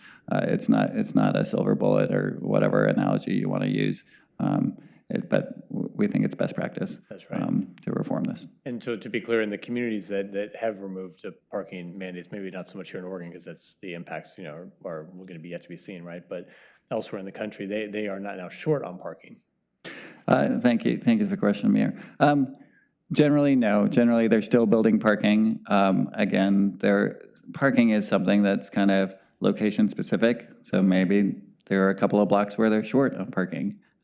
But generally, as the councilor pointed out, the market figures that out, and they're like, we're going to build some parking here because we're short on it. So yeah, there's no huge, I think there's one example of the scores of cities that reform parking that kind of went back the other way, and that's Miami. And that just, that was one example of people just saying, no, that's a socialist conspiracy, or, or something like that. But that of the scores of cities that have moved that direction, that's the one example I can think of nationally that kind of reinstalled some parking mandates. So. Okay, thank you so much. Okay, thank you. All Thanks. right. Thanks so much for the time. Yeah, we appreciate being here. Thank you so much, Edvin. That was extremely informative. I have my own little presentation to go over very quickly, but as I'm sure you've ascertained, I really just wanted to have a representative from DLCD to come in tonight and talk a little bit about the why. I think we've been talking about a lot of sort of the nitty-gritty of what can we do to comply, where do we comply already, what is the, sort of what routes should we consider based on all the details, but I just wanted to kind of step back very briefly and talk about where is this coming from, what is the context, what have other cities done, so I hope that was at least informative for those purposes. So thank you, Mayor Buck and City Council. I have a few additional slides to cover tonight. Really just want to talk quickly about how the city has taken action to comply with these CFAC rules to date, as well as a review of the schedule that we've proposed to meet the CFEC, or Climate Friendly and Equitable Communities. I'm going to try not to say that again and just use acronyms because it's a mouthful. But so, basically our schedule to meet the CFEC requirements.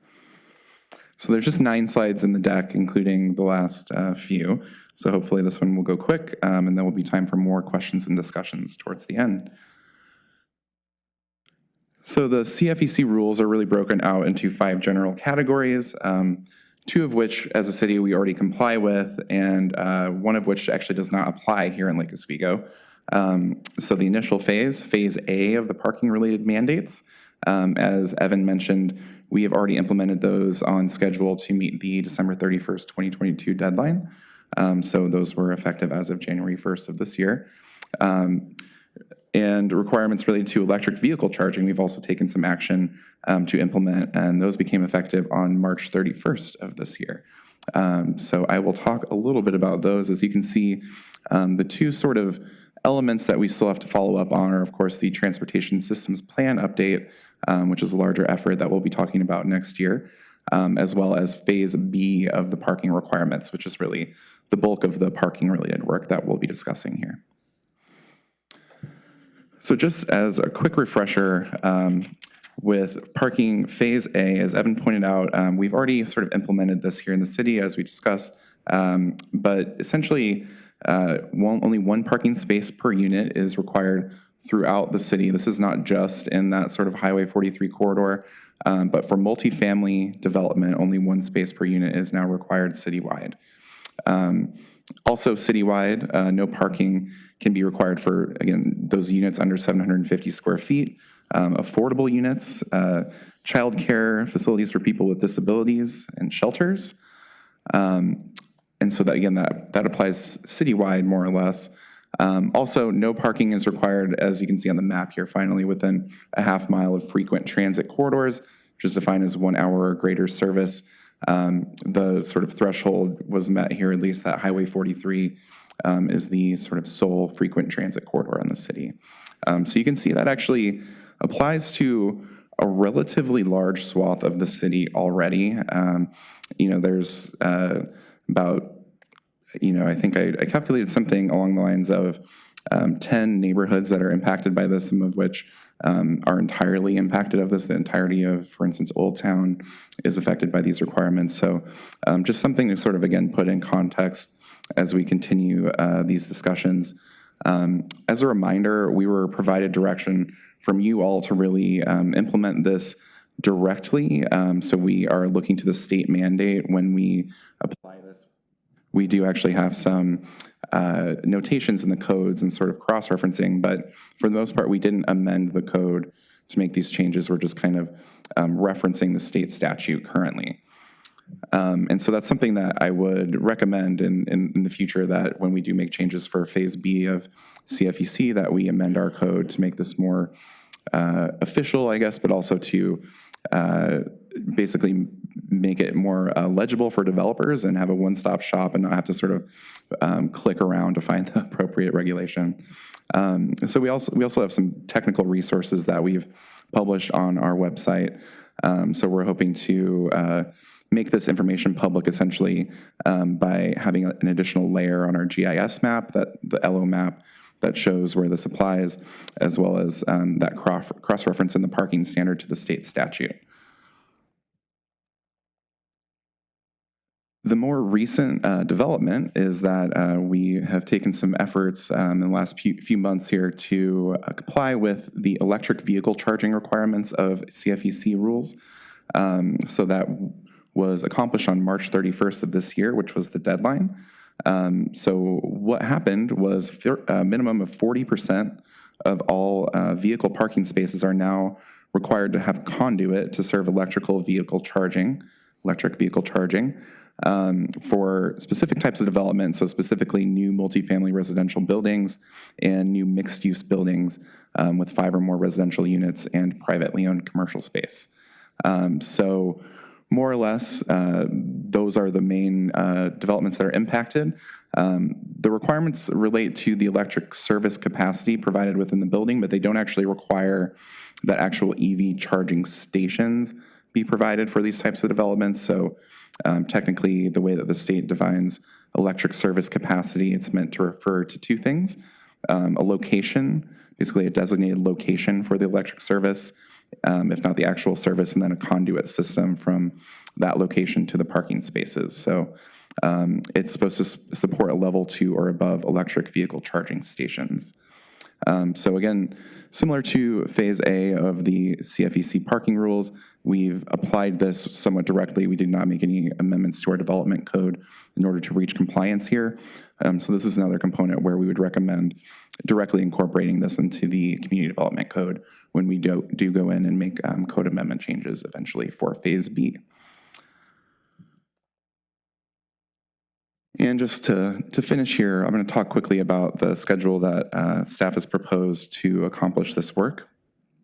So as Evan mentioned, city received approval from DLCD for an alternative deadline of December 31st, 2024, so that we could sort of better coordinate this work with our housing production strategy work. I hope Evan made it a little bit more clear how many connections there really are between housing and this parking work and how they can be sort of mutually supporting one another. So that's something that we wanted to sort of consider, at least together at the same time. So the extension really allows that additional time for us to consider how those things can run parallel to one another and hopefully achieve better outcomes on both fronts. So as you can see on the schedule here, we've planned out about 5 Planning Commission work sessions, 5 council study sessions, and a public workshop event, in addition to the 2 updates that we've already provided to the Planning Commission and I think 1 study session previously at council. So the tentative schedule would bring us to a hearing at the Planning Commission in September of next year and a hearing at City Council in November of next year. And that's really the bulk of the presentation here. I'm looking for a bit of direction. I'm happy to answer questions, but just a bit of direction on this work plan from you all to get started on chiseling away at the large piece of work in front of us. Thank you, Mr. Olson.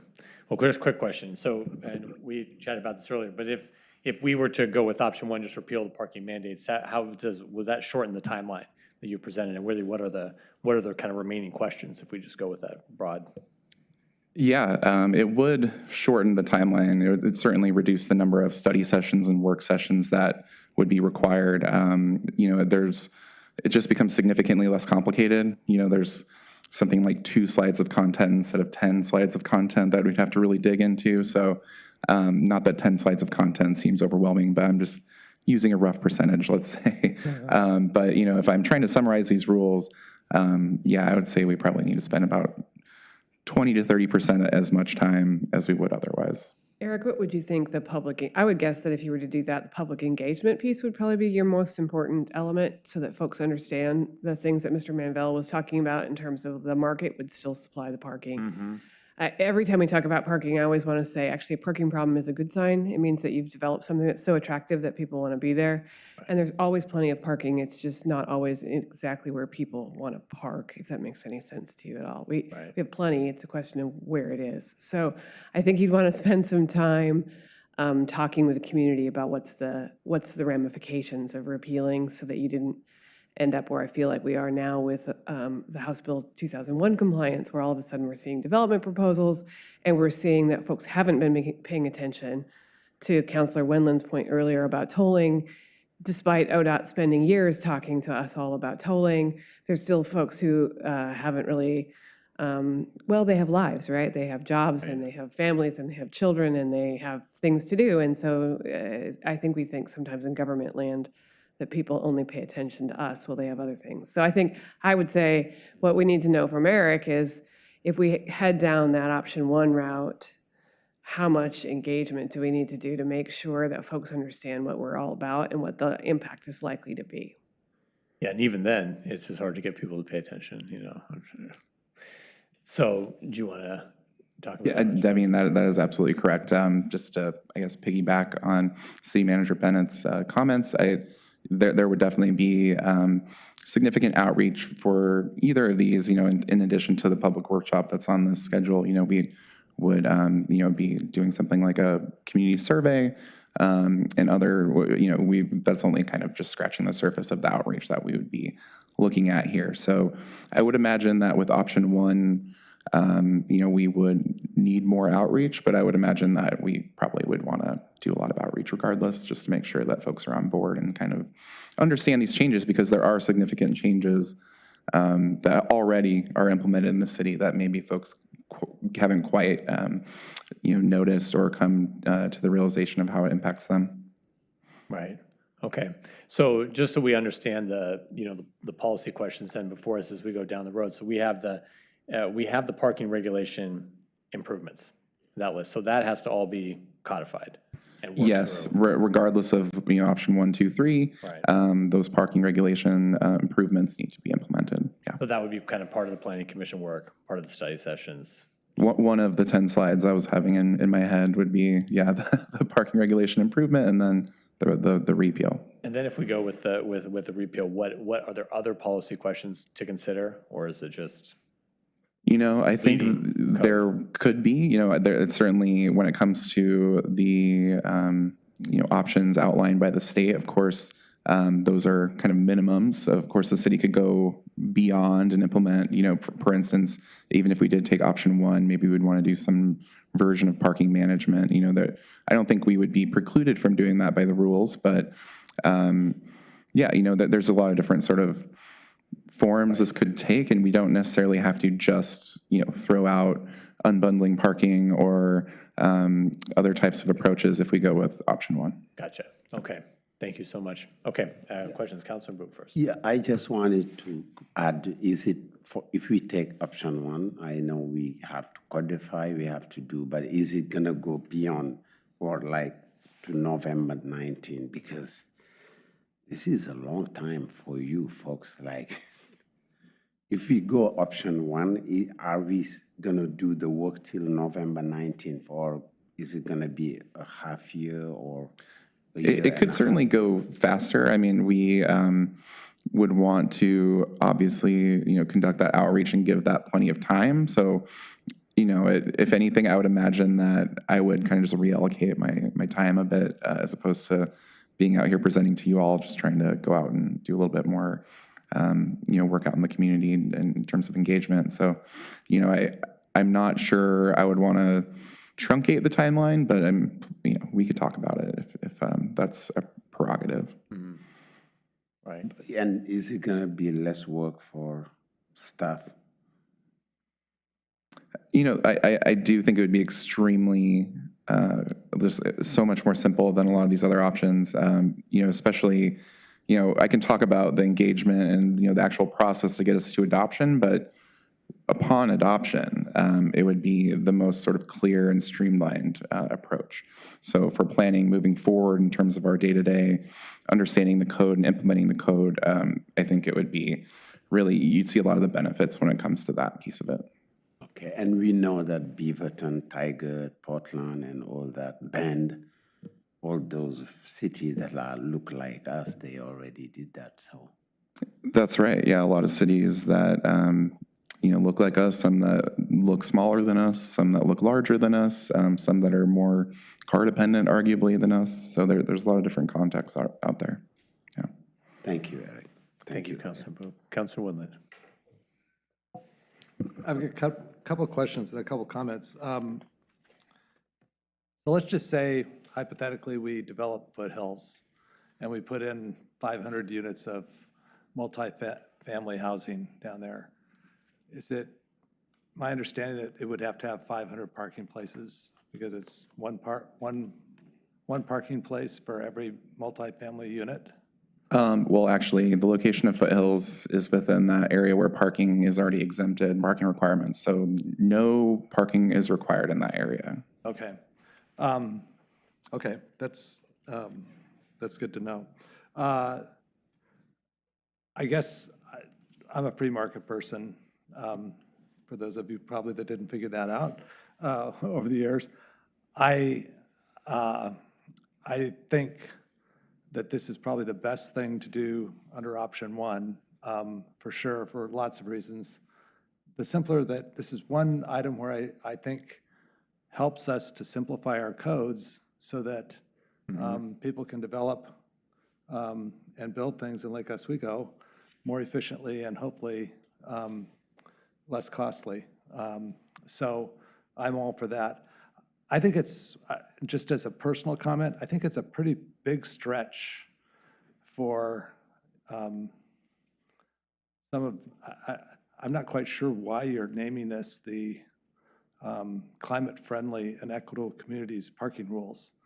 I think that's pretty big stretch for many reasons. I think the market will take care of whatever community you're in, and I think by I'm not sure why it has that name on it, because I think there's when you look at a number of the examples, and nothing wrong with your data, but I think one of the problems that you look at is that the world has changed since a lot of that data has been put together with people working in more people working at home. Dynamics have changed. Parking, we've noticed, has changed. Even when we were talking about the hotel, Uber is here, which there's just a lot of changes in this world that are, again, free market, that are changing the need for parking. But when we tell the community that we're repealing all the parking, we're going to call it the Councilor Woodland Parking Plan. So that would be great. We're not bound to that term for our own project. No. CWPP. It's, no, all I'm saying is that there's a lot of other economic indicators that ebb and flow with cities and the use of parking that are not related to necessarily a parking policy. That's all I'm saying. Big picture, though, I am all for simplifying this. In the same sense, though, I do think that we need to, if we are going to have open, conversations and forums, we need to bring in not just the parking rules, but the whole sort of what I would call the Eric Olson encyclopedia of housing changes that we're going, and get it into a 10-slide overview, 30,000 foot level, to say, here's what's coming. Because we've already heard feedback on the two new developments that are having cottage housing. Is becoming real to certain people. And until it becomes real, it doesn't become it doesn't get on your radar. And so all I'm saying is, same way with tolling as City Manager Bennett said, let's get kind of the holistic big picture as we're discussing this, to go into what Housing Bill 2001 is doing, and here's one aspect, but here's here's the other parts. And so we can start the community understanding what is coming. Interestingly enough, we have a very small footprint in Lake Oswego of open vacant land. And so we're going to be smaller to, I think, make changes as we go. But you look at First Edition in the last 20 years, it went from a bunch of little cottages, and now they're, pretty nice big houses with parking. Most of them have parking, and so it does change. In 20 years, Lake Oswego will look different because of this policy. But we need to get our city ready. So anyway, great information. And I do think a lot of your information is accurate, but I think there's some stretching along the way. So, but you have to do that for shock and awe value. So I understand. Okay. Thank you, Councilor Wendland. Councilor Burdick.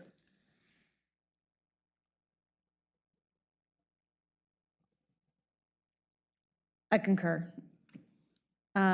So I kind of lean towards, the option one. I think that makes more sense, not only in the short term, but also I think for the planning department in the long term as well. It just reduces confusion for anyone who's wanting to do work, from, builders, developers, whatnot. So I think the simplicity is smart.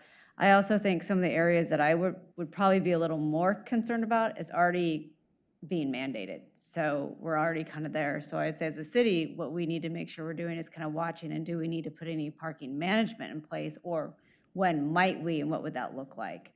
So I think, as long as we're not going into this like this is the only thing, but looking at it more broadly and just kind of getting, not that we have to overdo the work, but just kind of start thinking, what can that look like? What might we need there? I think that's important. But I think I lean towards option one. Thank you, Councilor Burdick. Councilor Corrigan. Yeah, I was kind of interested in option number 2, because it gives us incentives for things that we kind of want to have. We can reduce parking mandates in exchange for solar panels. We can reduce parking mandates in exchange for EV charging. We can exchange parking mandates for fully accessible units for people with mobility problems. So that helps us with our sustainability, our ADA. But what I don't understand, I don't have a clue about, is the burden to administer option B or option 2 over option 1. I have absolutely no idea how practical it is. Once you get it into place, to have to live with it, I'm clueless. So the second question I had too was, thinking about this, Lake Grove is very different than downtown. Lake Grove doesn't have a grid. We don't have anywhere to park around the way we do downtown. We have a market road and businesses along a market road pretty much. So can you talk a little bit about how the impact of option 1 would be different in Lake Grove than downtown, or would they be essentially the same? Absolutely. Thank you for your questions, Councilor Corrigan. So I guess the first piece, you had asked about or just said that you didn't know necessarily how much it would cost to administer things in option 2, and kind of depends on what, you might recall there were 5 sort of things that we could select from, and we had to pick 2 of those options. So it kind of depends on what we select, where we'd have to focus. 2 of the 5 options that we could choose are relating to unbundling of parking. And I would say that that's kind of territory where the city hasn't really, we haven't really gone before, and it would get us into some new territory, at least that we're not used to administering here as a city. So I don't know specifically about, the cost or the sort of number of hours or what that would exactly require, and we can obviously look into that further.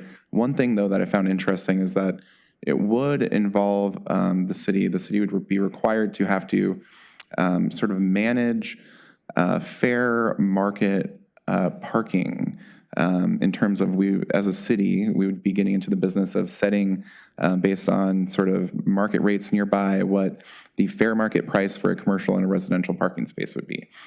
So it's kind of an interesting role that we'd be getting into, a lot more detailed than I had imagined, I guess, when I first looked at this bill. So that just some sense, either way, 2 or 3, we'd be getting into likely some parking management, or including permit system or something of that nature, or that unbundling that I was talking about with sort of situation where the city would have to kind of become sort of play a little bit more of a central role in terms of setting the price for parking. Let's just say that. So, the answer is I don't necessarily know either, but it seems like we'd be getting into some untested territory for sure as a city. The second question, can you just refresh my memory on that really quick? I'm sorry, I want to focus on you It first. just has to do with the way Lake Grove is set up versus the way Right. downtown. We don't have a grid to park on. Yeah, so unfortunately, regardless of options 1, 2, or 3, a lot of the parking sort of reform would be centered in the Lake Grove area, just due to the fact that this is really a town center based approach, and we already have a lot of this implemented in our downtown area due to that sort of phase 1, phase A, where Highway 43, that corridor sort of resulted in the removal of parking requirements in this area. So a lot of when we talk about options 2 and 3, we're talking about imposing, or not imposing, but whether or not we want to remove parking requirements within Lake Grove, within areas within a quarter mile or a half mile of Lake Grove, sort of different options that we could choose within options 2 and 3, or option 1 would be citywide and not just targeting Lake Grove. So the way that this is designed is such that it is a town center based approach, and even the sort of the sort of more parking management or fair parking approaches would also, not be able to avoid that. They would still be focused on Lake Grove more or less based on the way that they set up the rules.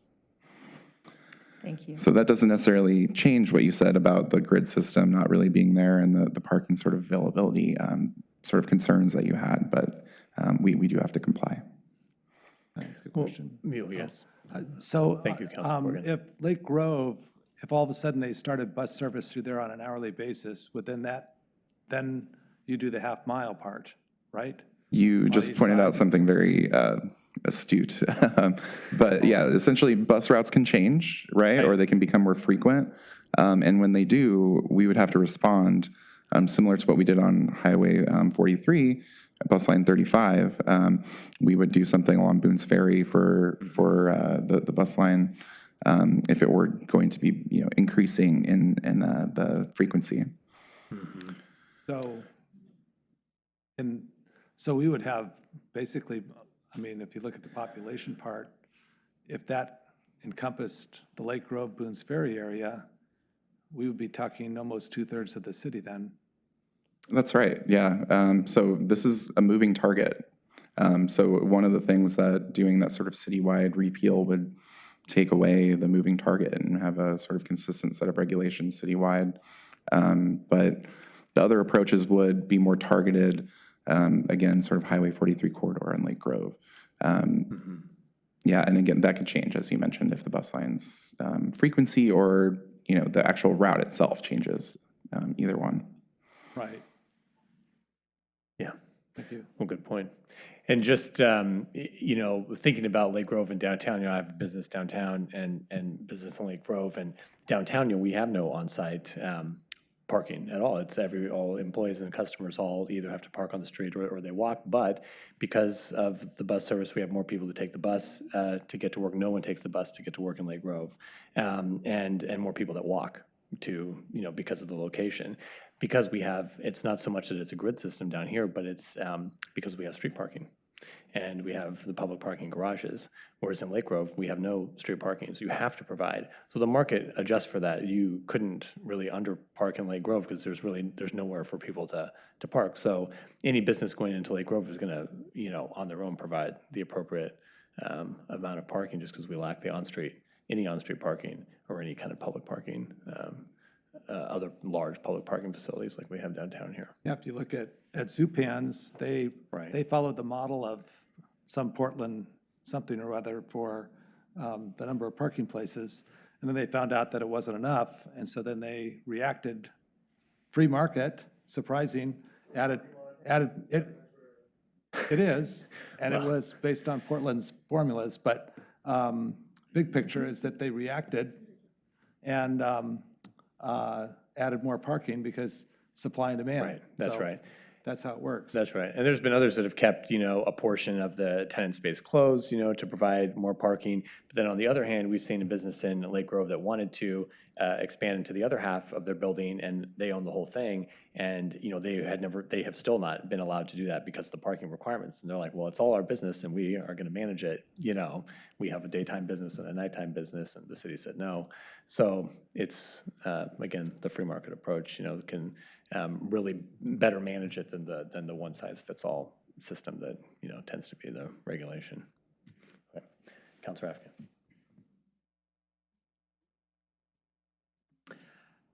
I heard the easy way. I'm not in with the easy way, but I'm in for the right way. And I don't know what's the right way, 1, 2, or 3. I don't have enough information. The example that was used, Oakland, I'm very familiar with Oakland. It's a nightmare. And there's sidewalk everywhere. And there are a lot of cars.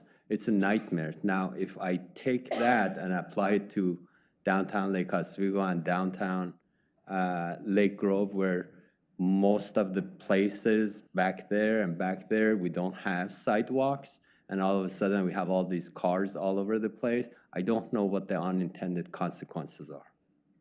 So all of this to say, this doesn't mean I can't be persuaded for number 1, but I want to know what are the impacts to these 11 or 12 neighborhoods that all of a sudden parking is free for all. So I can be persuaded with some kind of a parking management that gives some benefits to the neighborhood, as opposed to, here you go. When I lived in First Edition, I knew several people who drove from other cities, parked here, and took the transit to downtown Portland because it was cheaper to do that. And now we say it's free for all. I don't know what the unintended consequences are. Okay. Thank you, Councilor Afgan. I would just point out, I'm not asking for a decision, option 1, 2, or 3 tonight, but I really appreciate all your preliminary input. It's very helpful regardless.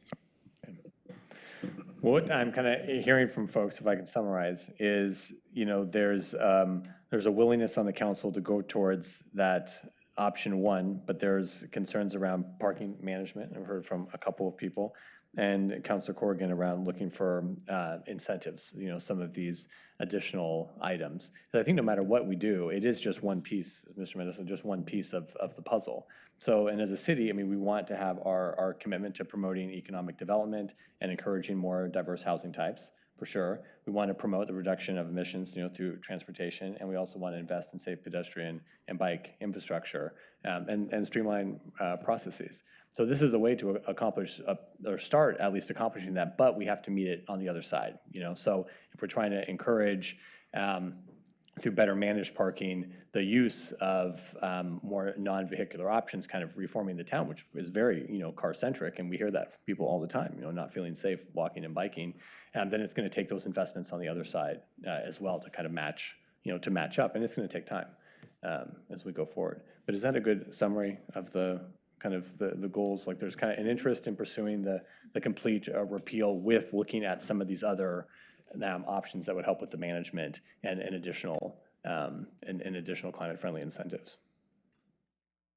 That sounds great. I appreciate the direction, and obviously I will be talking with you all a lot in the next year or so about housing strategies and other issues that you've identified here. So there's a lot of opportunities for cross-pollination, and yeah.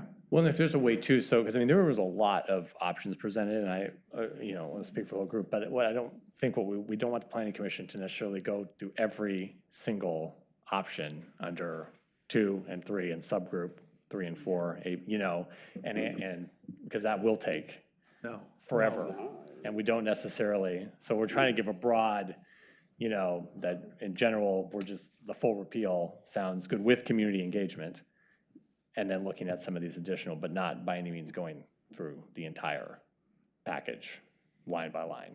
I concur, or I think that's a great approach, I guess, and I appreciate the direction again. Yeah. Okay, is that right? Any closing comment, good? Okay, thank you so much, really appreciate it. Mr. Mandel, thank you again for coming.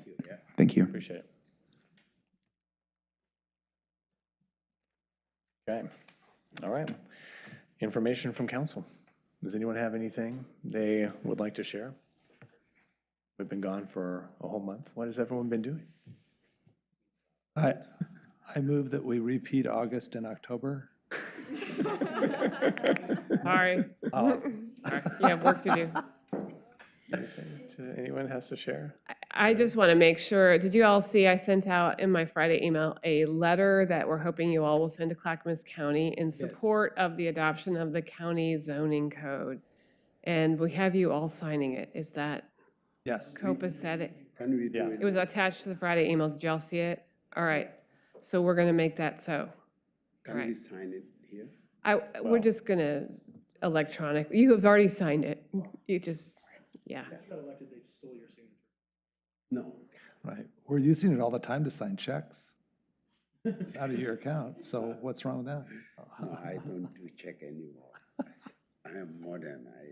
Anyone have any board and commission updates? Oh, No, nothing? Okay. All right.